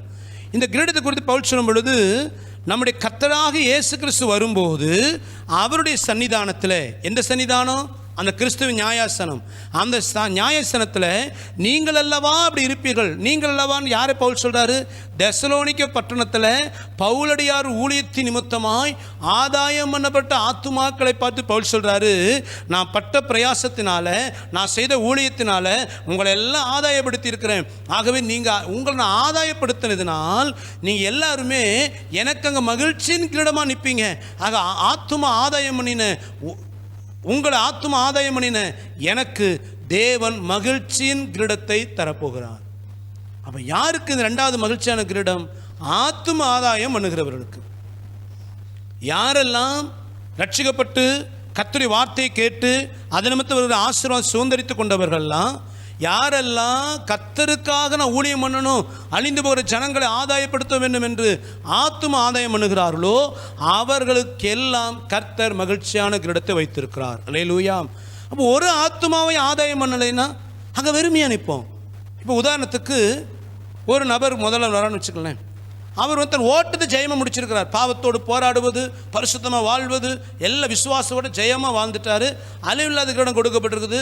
ஆனால் ஒரு ஆத்துமாவை ஆதாயம் பண்ணாதவர், சபையில் நடக்கிற ஊழியமாக இருந்தாலும் சரி, அல்லது தனிப்பட்ட விதத்தில் பக்கத்து வீட்டில் கூட சுவிசேஷம் சொல்லாமல், அல்லது கூட வேலை செய்கிறவங்களுக்கு கர்த்தருடைய வார்த்தை ஒருத்தருக்காகவும் ஜெபம் பண்ணது இல்லை, ஆத்தும ஆதாயம் பண்ணதில்லை. ஆனால் இவர் ஓட்டத்தை ஜெயமாக முடித்தார். அவருக்கு அழிவில்லாத கிரீடத்தோடு நிப்பாட்டிடுவார். அவர் போய் ஓரமாக நிற்பார். அடுத்த ஒரு நபர் வருவார், சின்ன வயசாக இருக்கும். அவர் பார்த்தீங்கன்னா அவருக்கு அழிவில்லாத கிரீடம் கொடுக்கப்படும். ஒரு 10 ஆத்துமாக்களை ஆதாயம் பண்ணியிருப்பார் தன் ஜீவியத்தில். அதற்கான மகிழ்ச்சியின் கிரீடம் தரப்படும். முந்தினவர் வெறும் அழிவில்லாத கிரீடத்தோடு வெறுமையாக நிற்பார். இவர் மகிழ்ச்சியான கிரீடத்தோடும் போய் நிற்பார். எவ்வளோ ஆசீர்வாதம் பாருங்கள். அப்போ ஆத்தும ஆதாயம் பண்ணுகிறது ஒரு மகிமையானது. தேவன் அறியாத ஜனங்களுக்கு கர்த்தருடைய வார்த்தையை சொல்லி அவர்களை கர்த்தருக்காக ஆதாயப்படுத்துகிற அந்த ஊழியத்தை செய்யும் பொழுது அங்கே எவ்வளோ மகிழ்ச்சி யோசித்து பாருங்க, எவ்வளோ மகிழ்ச்சி இருக்கும். இப்போது ஒரு போட்டி நடக்குதுன்னு வச்சுக்கோங்க. First prize, second prize, third prize வாங்கினவங்க முன்னாடி நிற்பாங்க. அடுத்தது ஆறுதல் பரிசுன்னு சில பேருக்கு கொடுப்பாங்க. ஃபர்ஸ்ட் ப்ரைஸ் வாங்கினவங்க நல்ல பெரிய கோப்பையோட, அடுத்து சின்ன கோப்பை, அடுத்த ஒரு கழுத்தில் ஒன்று தொங்க போட்டு 3வது ஆள் நிற்கிறாருன்னு வச்சுக்கோங்க. இந்த ஆறுதல் பரிசு வெறும் சர்டிஃபிகேட்டோடு நிற்கிறாங்க. அவங்க முகங்களை பாருங்கள். ஃபஸ்ட்டு பரிசு வாங்கினவங்க முகமே பளிச்சுன்னு இருக்கும். 2வது பரிசு வாங்கினவங்க கொஞ்சம் சந்தோஷம் இருந்தாலும் முதல் பரிசு இழந்துட்டோமே, கொஞ்சம் அப்படி இருந்துட்டு தான் பெற்றுக்கலாமே, கொஞ்சம் ஒரு வேதனை இருக்கும். 3வது பரிசு வாங்கினவங்க நம்ம இப்படி ஆகிட்டு. அந்த ஆறுதல் பரிசை கொஞ்சம் யோசித்து பாருங்கள். ஃபோட்டோ போஸ்ட் கொடுப்பாங்க, முகம் வாடலாக இருக்கும். அவங்க பார்வையெல்லாம் அந்த பரிசு கோப்பை வச்சு மேலேயே இருக்கும். நானும் தான் பிரயாசப்பட்டேன், நானும் தான் அவங்கள போலவே ஓடுனேன், ஆனால் முன்னாடி வர முடியலையே, பரிசு இழந்துட்டோமே. இந்த நிலைமை அங்கே வந்துடக்கூடாது நமக்கு. இந்த நாட்களில் தேவனுக்கு ஆத்தும ஆதாயம் பண்ணுங்க. அதில் இன்னொரு காரியம் உண்டு. ஆத்தும ஆதாயம் பண்ணியிருப்பாங்க, ஆனால் ஏனாம பிரஸ்தாபடணுங்கிறதுக்காக செஞ்சுருந்தாங்கன்னா அந்த ஆத்துமாக்கள் ஆதாயம் பண்ணப்பட்டிருக்கும், ஆனால் இவள் பரிசு இருக்காது. அதாங்க வேதத்தில் வாசித்தோம். மரம் புல் வைக்கோலை கட்டியிருப்பாங்க, கட்டு வேலை முடிஞ்சிருக்கும். ஆனால் அங்கே வரும்போது அதை பரிசோதிச்சு பார்த்தா அது அக்கினியில் அழிஞ்சு போச்சு, நஷ்டம் அடைஞ்சாகலாம். அப்போ ஆத்துமாக்களை ஆதாயம் பண்ணியிருப்போம். யாருக்காக? சில பேர் பார்த்தீங்கன்னா நான் ரட்சிப்பு நடத்துனேங்க, தங்களுடைய பேர் பிரஸ்தாபடணும், தங்களுடைய பேர் பிரஸ்தாபடணும். என்னால் தாங்க அவங்க சபை. சில விசுவாசிகள் பார்த்தீங்கன்னா ஒரு விசுவாசி இன்னொரு சண்டை வந்திருக்கும். அதாவது சீனியருக்கும் ஜூனியருக்கும் சண்டை வந்திருக்கும். இப்போ சீனியர் சண்டையில் கூட நான் இல்லைன்னா நீ ரட்சிக்கப்பட்டிருப்பியா? எங்கே வருது சண்டை? நான் இல்லைன்னா என்னமோ இவங்க என்னமோ அவங்களுக்காக சிலுவையில் தொங்குனது போல ரத்தம் சிலுவையில் தொங்கி ரத்தம் சிந்தினவர் அருள்நாதர் இயேசு. அப்போது ஒரு ஆத்தும ஆதாயம் ஊழியம் கூட சில நேரம் ஊழியத்துக்கு போவோம், ஆனால் ஊழியத்தில் கர்த்தரை மகிமைப்படம் செஞ்சுருந்தா தான், சபையை நடத்தியிருந்தாலும் சரி கர்த்தரை மகிமைப்படம் செய்திருந்தா தான் அது பலன். ஏன் நாம என் பேர் எல்லா இடத்துலையும் வரணும், என்னை எல்லாரும் புகழணும், இவ்வளோ ஆத்துமகள் ஆதாயம் பண்ணணும்னு சொல்லி உலகம் புகழணும்னு சொல்லி எப்போ விரும்பிட்டாங்களோ அப்பொழுது அவர்கள் மகிழ்ச்சியான கிரீடத்தை இழந்து போவார்கள். அப்போ ஆத்தும ஆதாயம் பண்ணுங்க. அந்த ஆதாயம் பண்ணப்பட்ட ஆத்துமாக்கள் ஒருவேளை உங்களை கனப்படுத்த தவறினாலும் அதை குறித்து கவலையே படாதீங்க. ஆத்தும ஆதாயம் கர்த்தர் நாம் மகிமைக்காக தான் செய்திருக்கிறீங்க. அப்படி செய்தவர்களுக்கு அங்கே கொடுக்கப்படுகிற பரிசு மகிமையாக இருக்கும். அல்லேலூயா. ஒரு வார்த்தை வாசி, நீதிமொழிகள் 11:30 வாசிங்க. நீதிமானுடைய பலன் ஜீவ விருட்சம், ஆத்துமாக்களை ஆதாயப்படுத்திக் கொள்கிறவன் ஞானமுள்ளவன். ஆத்துமாக்களை ஆதாயம் பண்ணி கொள்கிறவன் ஞானமுள்ளவன். அப்போது நாம் எல்லாருமே ஞானமுள்ளவன். அந்த வார்த்தை சொல்லுது பாரு, திரும்ப வார்த்தை வாசிங்களேன். நீதிமானுடைய பலன், நீதிமானின் பலன் ஜீவ விருட்சம். ஜீவ விருட்சம். நல்ல யாருது நீதிமான்? ஆத்துமாக்களை ஆதாயம் பண்ணிக்கொள்ளுகிற ஞானவான். அப்போ ஆத்துமாக்களை ஆதாயம் பண்ணிக்கொள்ளுகிற ஞானவான் அவனுக்கு கொடுக்கப்படுகிற பலன் ஜீவ விருட்சம். எவ்வளோ மகிமையான வாழ்க்கை பாருங்க. அப்போ ஆத்துமாக்கள் ஆதாயம் பண்ணுங்க கர்த்தர் மகிமைக்கா. இன்னொரு வார்த்தை வாசிங்க, தானியேல் 12:3. ஞானவான்கள் ஆகாய மண்டலத்தின் ஒளியை போலவும் அநேகரை நீதிக்குட்படுத்துகிறவர்கள் நட்சத்திரங்களைப் போலவும் என்றென்றைக்கும் உள்ள சதா காலங்களிலும் பிரகாசிப்பார்கள். நல்ல கவனிங்க. ஞானவான்கள் ஆகாய மண்டலத்தின் ஒளியைப் போலவும் அநேகரை நீதிக்குட்படுத்துகிறவர்கள்னா ஆத்துமாக்கள் ஆதாயம் பண்ணுகிறவர்கள் நட்சத்திரங்களைப் போலவும் என்றென்றைக்கும் உள்ள சதா காலங்களிலும் பிரகாசிப்பார்கள். அப்போ நீங்கள் நானும் ஆத்துமாக்களை ஆதாயம் பண்ணும் பொழுது தேவராஜ்யத்தில் மகிமையாய் பிரகாசிப்போம். அப்புறம் என்ன அர்த்தம்? வானத்தை பார்க்குறோம், அந்த ஸ்பேஸில் இரவு நேரத்தில் பாருங்கள் எல்லாம் இருட்டாக தெரியும், ஆனால் அங்கங்கே ஸ்டார் வந்து பளிச்சு நடிக்கும். அந்த பிரகாசியை பார்த்தா அங்கே ஒரு ஸ்டார் இருக்குது, இங்கே ஒரு ஸ்டார் இருக்குது. அப்போ எப்படி அந்த நட்சத்திரம் அந்த ஆகாய மண்டலத்தில் அது அது பிரகாசிக்குதோ அதுபோல் கிறிஸ்துவின் நியாயாசனம் முன்பதாக தேவனா மகிமை கண்டு ஆத்தும ஆதாயம் பண்ணியிருப்பாங்க பார்த்தீங்களா, அவங்கெல்லாம் பிரகாசிப்பாங்க. அவங்களுக்கு தான் மகிழ்ச்சியின் கிரீடம். அவங்க வாழ்க்கையில் ஒரு வித்தியாசத்தை அங்கே பார்க்க முடியும். அப்போ அவர் நட்சத்திரங்களை போல பிரகாசிப்பார்கள். இப்படி பிரகாசிக்கணும்னா ஆத்தும ஆதாயம் பண்ணுங்க. மூன்றாவது கிரீடம், மூன்றாவது பரிசு யாக்கோபு 1:12. சோதனையை சகிக்கிற மனுஷன் பாக்கியவான், சோதனையை சகிக்கிற மனுஷன் பாக்கியவான், அவன் உத்தமன் என்று விளங்கின பின்பு, அவன் உத்தமன் என்று விளங்கின பின்பு கர்த்தர் தம்மிடத்தில் அன்பு கூறுகிறவர்களுக்கு வாக்குத்தத்தம் பண்ணின ஜீவ கிரீடத்தை பெறுவான். மூன்றாவது சொல்லப்படுகிற பரிசு ஜீவ கிரீடம். இந்த ஜீவ கிரீடம் யார் கொடுக்கப்படுகிறதாம்? சோதனையை சகிக்கிற மனுஷன், கர்த்தருக்காக பாடுகளை நிந்தைகளை சகிக்கிற மனுஷன், அந்த பாடுகளுக்கு மத்தியிலேயும் உத்தமன் என்று விளங்கும் பொழுது அப்படிப்பட்டவர்களுக்கு பரலோகத்தில் தேவன் அந்த நியாயத்திற்கு முன்பதாக ஜீவ கிரீடத்தை கொடுப்பாராம். அப்போ தேவனுக்காக சோதனைகளையும் பாடுகளையும் நிந்தைகளையும் அவமானங்களை சகித்து கொண்டு அந்த பாடுகளுக்கு மத்தியிலே உத்தமர்களாய் வாழ்கிற ஒரு வாழ்க்கை. யாரெல்லாம் அந்த உலக வாழ்க்கையில் வருகிற அந்த பாடுகளை சகித்து அதில் யோபுவை போல பின்வாங்கி போகாமல், யோபுவை போல கர்த்தரை நாம தூஷிக்காம அந்த சோதனை கர்த்தருக்காக சகித்து வாழ்கிறார்களோ அவங்க அங்கே அங்கே அந்த வரையில் எடுத்துக்கொள்ளப்பட்டு கிறிஸ்துவின் நியாயாசனம் முன்பதாக வரும் பொழுது கர்த்தர் ஜீவனிடத்தை கொடுக்கிறான். சோதனைகளை சகிக்கிறவர்கள். ஒரு வார்த்தை வாசி வெளிப்படுத்த 2:10 வசனம். நீ படப்போகிற பாடுகளை குறித்து, நீ படப்போகிறதான பாடுகளை குறித்து எவ்வளவும் பயப்படாதே, இதோ நீங்கள் சோதிக்கப்படும் பொருட்டாக பிசாசானவன் உங்களில் சிலரை காவலில் போடுவான். 10 நாள் உபத்திரவப்படுவீர்கள். ஆகிலும் நீ மரண பரியந்தம் உண்மையாயிரு, அப்பொழுது ஜீவ கிரீடத்தை உனக்கு தருவேன். சிமிர்னா சபையை பார்த்து கர்த்தர் சொல்றாரு, உன் வாழ்க்கையில் சில பாடுகள் நானே அனுமதிப்பேன். உபத்திரவப்படுவ, நீ அநேக காலம் நெருக்கப்படுவ. ஆனாலும் கர்த்தர் சொல்லுகிறார், இத்தனை பாடுகளுக்கு மத்தியில் நீ மரண பரியந்த உண்மையாயிரு. அப்படி இருந்தீனா உனக்கு ஜீவ கிரீடம். அப்போ சில நேரங்களில் கர்த்தர் அவர் நாமம் மகிமைப்படுவதற்காக, நம்மை உருவாக்குவதற்காக சில நேரங்களில் சில நெருக்கத்தின் பாதை நடத்துவார். காரணமே இல்லாத ஆட்கள் நம்மை பரியாசம் பண்ணுவாங்க, நிந்திப்பாங்க, அவமானப்படுத்துவாங்க. நம்ம யாருக்கும் துரோகம் பண்ணியிருக்க மாட்டோம், ஆனால் அநேகர் நமக்கு துரோகம் பண்ணும்படி கர்த்தர் அனுமதிப்பார். நம்ம யாரும் நிந்திச்சிருக்க மாட்டோம், ஆனால் அநேகர் நம்ம நிந்திக்கும்படி கர்த்தர் அனுமதிப்பார். அப்படிப்பட்ட சூழ்நிலையில் கர்த்தருக்காக தேவன் என்னை இன்னைக்கு இந்த பாதை நடத்த விரும்புகிறார். யோபுவை போல கர்த்தர் கொடுத்தார், கர்த்தர் எடுத்தார், அவருடைய நாமத்துக்கு ஸ்தோத்திரம். என்னை இந்த பாதையில் கர்த்தர் தான் நடத்துகிறார். எத்தனை பாடுகள் வந்தாலும் நான் கர்த்தரை இன்னும் ஆராதிப்பேன் என்ற அந்த பாடுகளிலே கர்த்தரை உறுதியாய் பற்றி கொண்டிருக்கிறார்களே அவர்களுக்கு கர்த்தர் ஜீவ கிரீடத்தை கொடுப்பார். ஆகவே சிமன சபை பார்த்து கர்த்தர் சொல்வேன், மரண பரியந்தம் உண்மையிலவனாயிரு. நீங்கள் வாழ்க்கையில் சில பாடுகளா உள்ளான இருதயத்தில் அதிகமான வேதனைப்பட, யாருக்கும் ஒரு தீமை செய்யலை, நான் என் வாழ்க்கையில் எல்லாருக்கும் நன்மை நினைக்கிறேன், எல்லாருக்காகவும் நான் பிரயாசப்படுகிறேன், நான் எல்லாரும் ஆசீர்வாதமாக இருக்கணும்னு விரும்புகிறேன், நான் ஒருபோதும் நான் தீமை செய்ததில்லை, ஆனால் என் வாழ்க்கை எல்லாரும் தீமை செய்கிறார்கள், எனக்கு போராட்டத்துக்கு மேலே போராட்டம். சோர்ந்து போகிறீங்களா? புலம்பாதீங்க. இவைகளுக்கு மத்தியில் உண்மையாக இருங்க, கர்த்தருக்காக சகித்து கொள்ளுங்க, ஜீவகிரீடம் உண்டு. வாசிங்க மத்தேயு 5:11-12. என் நிமித்தம் உங்களை நிந்தித்து துன்பப்படுத்தி பலவித தீமையான மொழிகளையும் உங்கள் பேரில் பொய்யாய் சொல்வார்களானால் பாக்கியவான்களாய் இருப்பீர்கள். சந்தோஷப்பட்டு களிகூருங்கள். பரலோகத்தில் உங்கள் பலன் மிகுதியாயிருக்கும். உங்களுக்கு முன்னிருந்த தீர்க்கதரிசிகளையும் அப்படியே துன்பப்படுத்தினார்கள். நல்ல கவனிங்க, கர்த்தர் சொல்றாரு, என் நிமித்தம் உங்களை துன்பப்படுத்தி பலவிதமான தீமையான மொழிகளை உங்கள் பேரில் பொய்யாய் சொன்னால் பாக்கியவான்கள். எது பாக்கியமா? அவருக்காக நம்ம சகித்துக்கொள்ள பாடுகள். சில நேரத்தில் சில பிரச்சனை நமக்கு வரும்.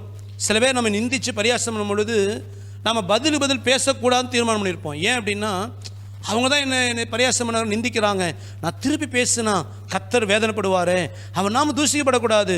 ஆகவே ஏசப்பா மகிமைப்படுவதற்காக நான் வாக்குவாதம் பண்ண மாட்டேன், நான் பதில் பேச மாட்டேன் என்று நம்ம சகித்துக் கொள்கிறோம். யாருக்காக சகித்துக் கொள்கிறோம்? கிறிஸ்துவின் நாமத்து நிமித்தம். அப்படி சகித்துக் கொள்ளும் உலகம் என்ன செய்யும்? குனிய என்ன செய்யும்? கொட்டும்.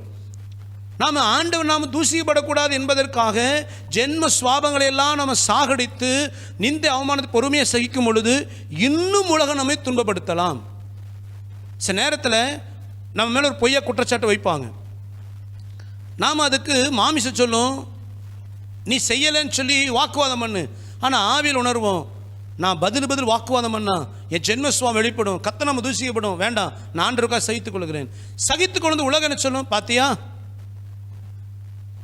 நான் சொன்னதான காரியம் உண்மை, அதனால சகித்துக் இருக்கு அமைதியாக இருக்கிறாங்க. இன்னும் நம்ம மேலே பொய்யான குற்றச்சாட்டுகளை வைக்கும்.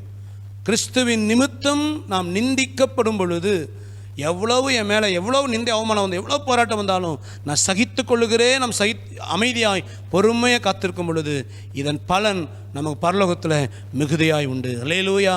கிறிஸ்தவ ஜீவியமே பாடுகளை சகிக்கிற ஜீவியம். மாம்சத்தில் போராடுகிற வாழ்க்கை அல்ல. உலகம் பார்த்தீங்கன்னா தீமையோடு எதிர்த்து நிற்கும். சாதாரண உலகத்தில் பாருங்கள், செய்யாத ஒரு தவற ஒரு மனுஷனை குற்றஞ்சாட்டுனா வழக்காடுவார்கள், போராடுவார்கள், மாம்சத்தில் எதிர்த்து நிற்பார்கள். இது உலக வழக்கு. ஆனால் இயேசுவை பாருங்க, அவர் மேலே பொய்யாய் குற்றஞ்சாட்டின அமைதியாக நின்றார். வையப்படும் பொழுது பதில் வையலை, யாரையும் பயமுறுத்தலை. இதுதான் கிறிஸ்தவ ஜீவியம். அப்போ சகித்து கொள்ளும் பொழுது இந்த உத்தமர்களுக்கு கர்த்தர் பலன் தருகிறார். அதே சமயம் நான் பாடுகளை சகிக்கிறேன் என்று சொன்னால் தப்பு பண்ணிட்டு வருகிற பாடுகள் அல்ல. நீங்கள் 1 பேதுரு 2:20 வாசித்து பாருங்க. கிறிஸ்துவின் நிமித்தம் பாடுகளை சகித்தாத்தான் நமக்கு அது ஆசீர்வாதம். நாம் தப்பு பண்ணிட்டு அதனால் ஒரு நெருக்கம் வந்து ஐயோ நான் கர்த்தரை சகிக்கிறேன், அதில் ஒரு பிரயோஜனம் இல்லை. தப்பு பண்ணோம், வேதனை அனுபவிக்கிறோம், அவ்வளோதான். ஆண்டவர் நாம் மகிமைப்படுவதற்காக நாம் என்ன பாடுகளை சகித்தோமோ அதில் கர்த்தர் நமக்கு பலனை தருவார். இது இன்னொரு காரியம் புரிந்து கொள்ளுங்க. சில நேரங்களில் நம்ம விசுவாச வாழ்க்கையில் நெருக்கப்படுவோம், சகிப்போம். ஆனால் எப்படி சகிப்போம்னா முறுமுறுத்துக்கிட்டே சகிப்போம். இப்போ உதாரணத்துக்கு ஒரு குறிப்பிட்ட காலகட்டத்தை கர்த்தர் வாழ்க்கை நெருக்கத்தின் பாதையெல்லாம் வைத்திருப்பார் உருவாக்குறதுக்கு. அந்த நெருக்கத்தின் பாதையில கடந்து போவோம், ஆனால் முறுமுறுத்துக்கிட்டே போவோம். சே எதுக்கு இந்த வாழ்க்கை, சே எதுக்கு இந்த கிறிஸ்தவ ஜீவியம், எதுக்கு இந்த ஜெபம். ஆனால் ஒரு பக்கம் ஜெபம் பண்ணுவோம், ஒரு பக்கம் சபைக்கு வருவோம், உபவாசம் இருந்து கண்ணீர் விடுவோம், ஆனால் முறுமுறுத்துக்கிட்டே போயிட்டு இருப்போம். முறுமுறுத்துக்கிட்டே நம்ம இந்த சோதனை கடந்து போவதில் ஒரு ஆசீர்வாதம் நமக்கு இல்லை. விசுவாச பாதையில் நெருக்கப்படும் பொழுது நீங்கள் முறுமுறுக்காமல் கிறிஸ்துவுக்காக சகித்து கொண்டு உத்தமர்களாக இருப்பீர்களானால் ஜீவனிடத்தை பெறுவீர்கள். அப்போ நாளானது விளங்க பண்ணும். நம்ம விசுவாச பாதையில் நெருக்கப்பட்டிருப்போம், ஆனால் முறுமுறுத்து கர்த்தரை வேதனைப்படுத்திட்டே போயிருந்தோம்னா அது எல்லாம் தீயில பஸ்மம் ஆயிடும், பெருங்கையாக நிற்போம். சரி, நானும் எவ்வளோ பாடு அனுபவிச்சேன், ஒரு ஜீவனோட இல்லையே, பாடு அனுபவித்தோம், முறுமுறுப்பாடு அனுபவித்தோம். பாடு வந்தாலும் என் கர்த்தர் என்னோடு கூட இருக்கிறார். இனி எத்தனை பாடுகள் வந்தாலும் சரி நான் அவருக்காக சகிப்பேன், நான் ஒரு நாள் ஒரு முறுமுறுக்க மாட்டேன் என்று விசுவாச வார்த்தையில் பேசி அதை கடந்து போகிறாங்க. பார்த்தீங்களா, அவங்க லிஸ்டெல்லாம் இங்கே அப்படியே டிஸ்பிளே ஆகும். அந்த நெருக்கத்துக்கு ஜீவரிடங்களை கர்த்தர் பரிசை கொடுப்பார். அது நமக்கு ஆசீர்வாதம். அடுத்த 4வது கிரீடம் 2 தீமோத்தேயு 4:8. இது முதல் நீதியின் கிரீடம் எனக்காக வைக்கப்பட்டிருக்கிறது. இது முதல் நீதியின் கிரீடம் எனக்காக வைக்கப்பட்டிருக்கிறது. நீதியுள்ள நியாயாதிபதியாகிய கர்த்தர் அந்நாளிலே அதை எனக்கு தந்தருள்வார். எனக்கு மாத்திரமல்ல, அவர் பிரசன்னமாகுதலை விரும்பும் யாவருக்கும் அதை தந்தருள்வார். நல்ல கவனிங்க, பவுல் இந்த இடத்துல சொல்லுகிறாரு. இந்த வசனம் எப்ப சொல்றாருன்னா 7ஆம் வசனத்தில் நல்ல போராட்டம் போராடினேன், ஓட்டத்தை முடித்தேன், விசுவாசத்தை காத்துக்கொண்டேன். அதாவது கடைசியாக பவுல் சிறையில் இருக்கிறார். அடுத்து அவர் சிறைச்சேதம் பண்ணப்பட்டு அவருக்கு மரண தண்டனை கொடுக்கப்பட போகுது. இனிமேல் பவுல் ஊழியம் இல்லை, சாக போறாரு, அவர் தெரிஞ்சிருச்சு. இப்போ ஓட்டத்தை முடிக்க போறார். அப்போ தான் சொல்றாரு, இது முதல், அதாவது நான் மறிக்க போகிறேன், மறித்த பின்பு எனக்கு நீதியின் கிரீடம் உண்டு. பவுல் எனக்கு நீதியின் கிரீடத்தை கர்த்தர் வைத்திருக்கிறார். அப்போ 4வது பரிசு நீதியின் கிரீடம். இது யாருக்கு தருகிறாராம்? பவுல் சொல்றார், எனக்கு மாத்திரம் தர்றதில்லை, அவர் பிரசன்னமாகுதலை விரும்பும் யாவருக்கும். அவருடைய பிரசன்னமாகுதல் என்று சொன்னால் அவருடைய வருகை. அப்போ பவுல் சொல்றாரு, நீதியின் கிரீடத்தை கர்த்தர் தருவார். யாருக்கு தருவார்னா, இந்த பூமியில் வாழ்கிற நாட்களில் எப்போ இயேசு வருவாரோ என்று ஏக்கத்தோடு இருக்கிறவர்களுக்கு அங்கே பரிசு தரப்படும். சில பேர் பார்த்தீங்கன்னா வசந்த கீழ்படி பரிசுத்தமாக வாழ்ந்துருப்பாங்க, ஆனால் வருகை குறித்த ஒரு ஏக்கம் இருக்காது. வருகை குறித்து சத்தியங்களை கேட்கறதற்கும் விருப்பம் இருக்காது. ஆனால் வசனத்தை கேட்டு ஒரு பயபக்தியில் வாழ்ந்திருப்பாங்க. இவங்க வருகை எடுத்துக்கொள்ளப்பட்டிருப்பாங்க. ஆனால் எப்போ இயேசு வருவாரோங்கிற ஏக்கத்தோட அந்த வருகைக்கு தன்னை ஆயத்தப்படுத்த வேண்டும், அதை பற்றி சத்தியங்களை கற்றுக்கொள்ள வேண்டும் என்பதில் யாரெல்லாம் வாஞ்சையாக இருந்தாங்களோ அவங்களுக்கு ஒரு ஸ்பெஷல் பரிசு கொடுக்கப்படுது. அதான் நீதியின் கிரீடம். அதான் பவுல் சொல்றார், எனக்கு அந்த நீதியின் கிரீடம் இருக்குது. ஏன் அப்படின்னா நான் எப்போ வருவான்னு இதை கேட்டுட்டு தான் இந்த அப்போஸ்தலனாகிய பவுலுடைய ஊழியத்தில் வளர்க்கப்பட்ட தெசலோனிக்கே சபை என்ன செய்தாரலாம். 1 தெசலோனிக்கர் 1:10. அவர் மரித்தோரிலிருந்து எழுப்பினவரும் இனிவரும் கோபாக்கினே நின்று நம்மை நீங்களாக்கி ரட்சிக்கிறவருமாயிருக்கிற அவருடைய குமாரனாகிய இயேசு பரலோகத்திலிருந்து வருவதை நீங்கள் எதிர்பார்த்து கொண்டிருக்கிறதையும் அறிவிக்கிறார்களே. தெசலோனிக்கே சபை குறித்து பவுல் சொல்றார் பாருங்க. இது எப்போ? முதல் நூற்றாண்டு, அதாவது கிபி 65 வருஷங்களிலேயே இந்த சபை என்ன பண்ணுச்சான், எப்போ இயேசு வருவாரோ அப்படின்னு வானத்தை பற்றி ஏக்கத்தோடு இருந்ததான். ஏன் அப்படின்னு சபை உணர்ந்துருச்சு, நான் வருகை குறித்து ஏக்கத்தோட, அந்த வருகை குறித்து சத்தியங்களை ஏக்கத்தோட வாஞ்சியோடு நான் கேட்டு அந்த ஏக்கத்திலேயே நான் என் வாழ்க்கை ஓட்டத்தை முடித்தான், நான் நித்திய ஜீவனை பிரவேசிக்கும் பொழுது எனக்கு நீதியின் கிரீடம் உண்டு. அந்த நீதியின் கிரீடத்துக்காக சபை அப்போவே ஆயத்தமாயிடுச்சு.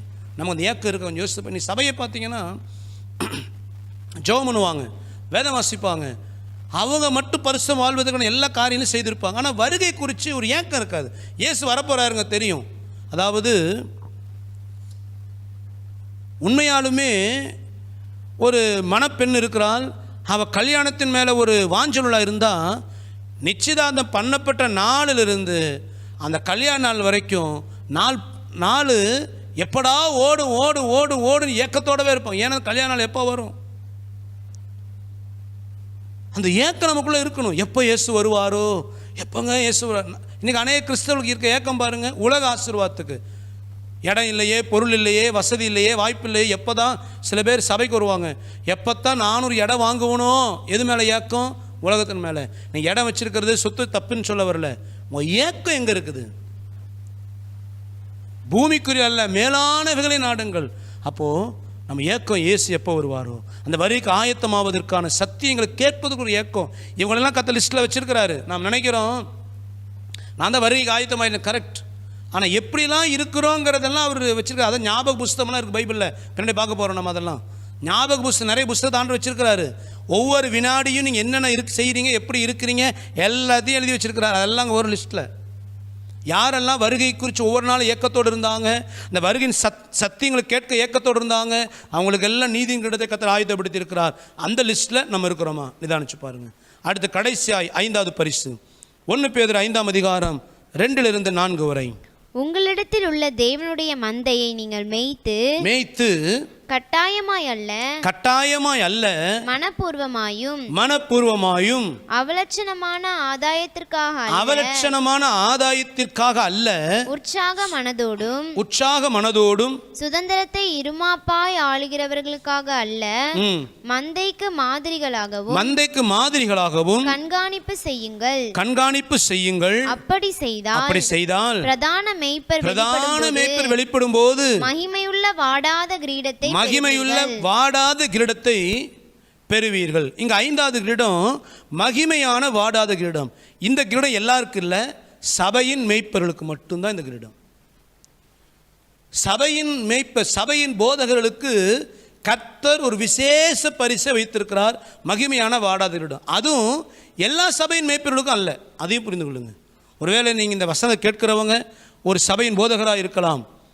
கர்த்தர் நமக்கு ஒரு விசேஷமான கிரீடத்தை வைத்திருக்கிறார், அது மகிமையான வாடாத கிரீடம்.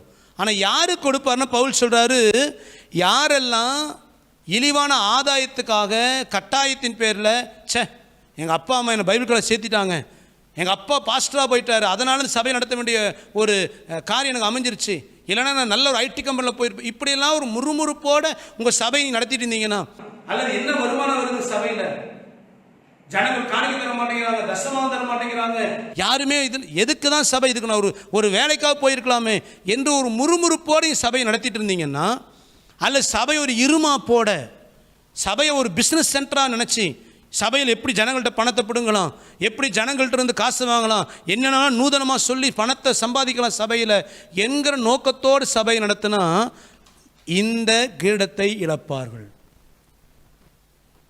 சபையை இன்னும் சொல்லப்போனால் அப்படிப்பட்ட ஊழியர்கள் வருவார்களானே தெரியாது, அப்படிப்பட்ட ஊழியர்கள் அங்கே வருகையில் எடுத்துக்கொள்ளப்படுவாங்கன்னே தெரியாது.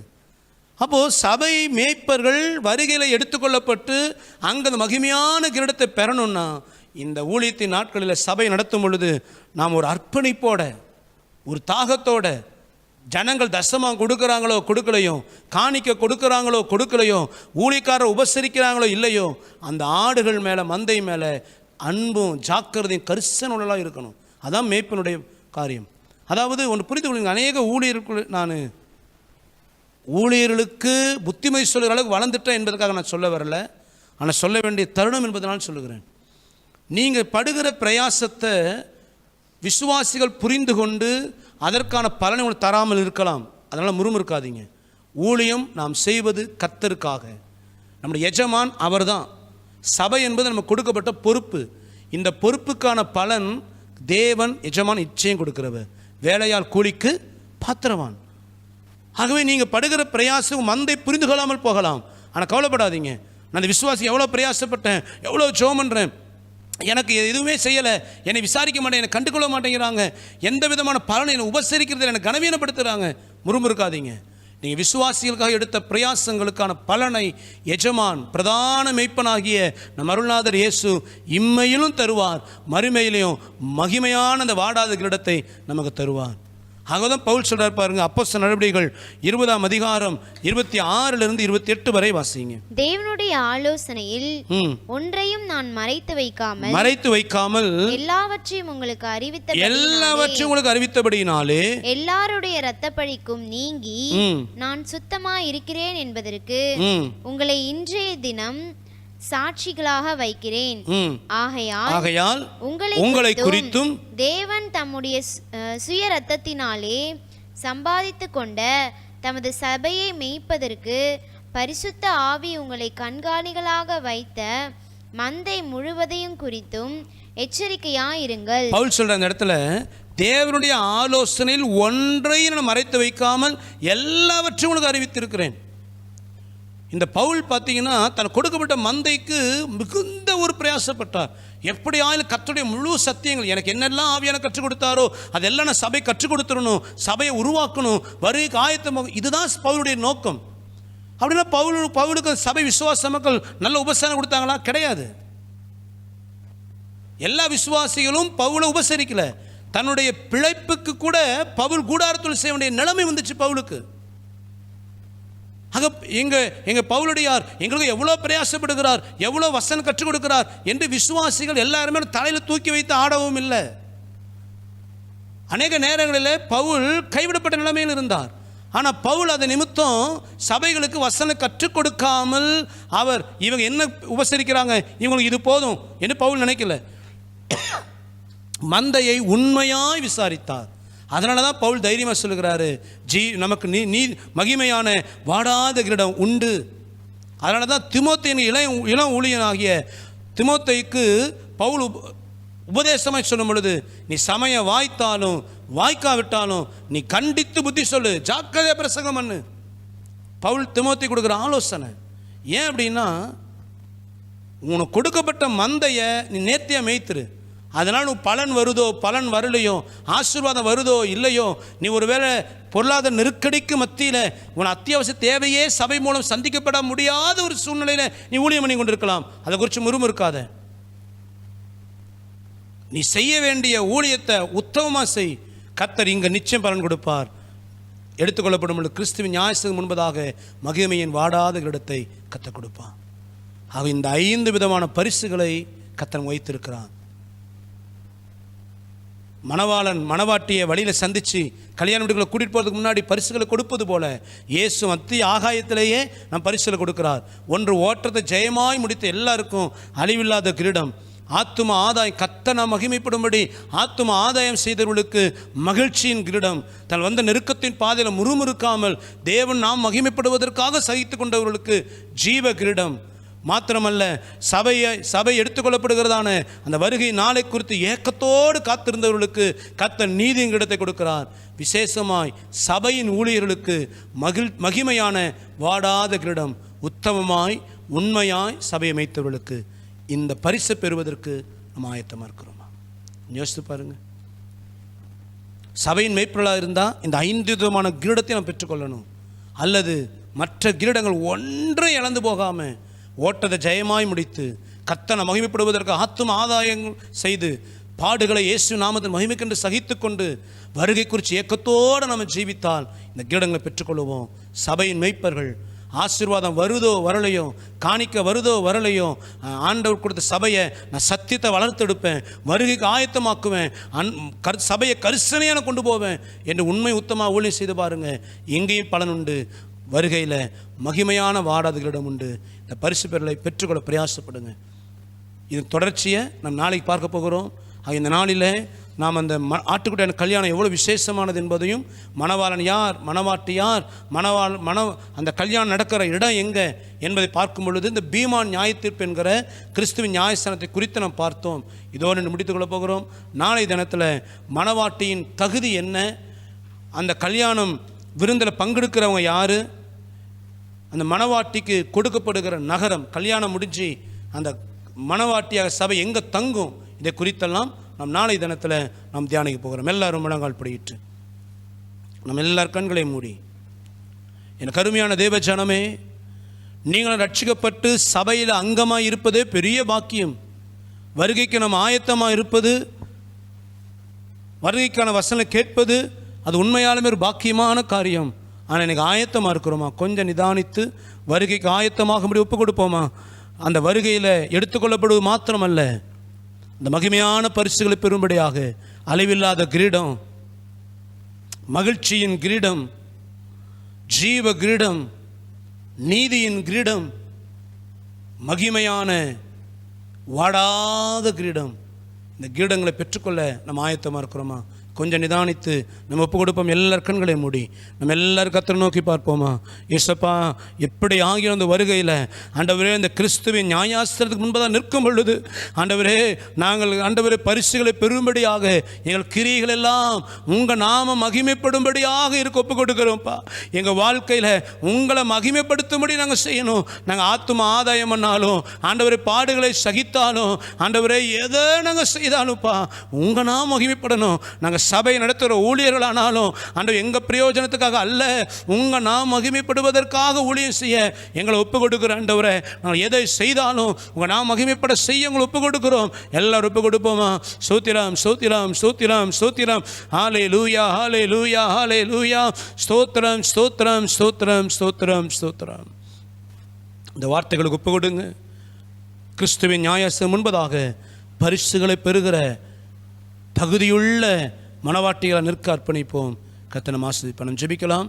எங்கள் அன்பின் பரலோகத்தின் நல்ல பிதாவே, எங்கள் ஆண்டவரும் இரட்சகருமாகிய இயேசு கிறிஸ்துவின் நாமத்திலே நாங்கள் ஜெபிக்கிறோம். இந்த நாளிலும் கர்த்தாவின் வார்த்தை நான் தியானித்திருக்கிறோம். இந்த 34வது நாளிலும் அந்த தியானித்ததான வார்த்தைகள் எங்களுக்கு மிகுந்த பிரயோஜனமாக இருப்பதற்காக நன்றி செலுத்துகிறோம். நாங்கள் பரிசுகளை பெற தகுதியுள்ள மணவாட்டிகளாக எங்களை மாற்றுக்குள்ளே ஒப்பு கொடுக்குறோம்ப்பா. எங்களை தகுதிப்படுத்துங்க, கிருபை எங்களை தாங்கட்டும். இயேசுவின் நாமத்தில் ஜெபிக்கிறோம் நல்ல பிதாவே, ஆமென். ஆத்துமாவே கர்த்தரை ஸ்தோத்தரி, முழுள்ளமே பரிசுத்த நாமத்தை ஸ்தோத்தரி. என் ஆத்துமாவே கர்த்தரை ஸ்தோத்தரி, கர்த்தர் செய்த சகல உபகாரங்கள் மறவாதே. ஆமென். பிதாவாகிய தேவனுடைய அன்பும் கர்த்தராகிய இயேசு கிறிஸ்துவின் கிருபையும் பரிசுத்தாவினுடைய ஐக்கியம் சமாதானம் நடத்துதல் என்னும் இந்த சதா காலங்களில் நம் அனைவரோடும் இருப்பதாக.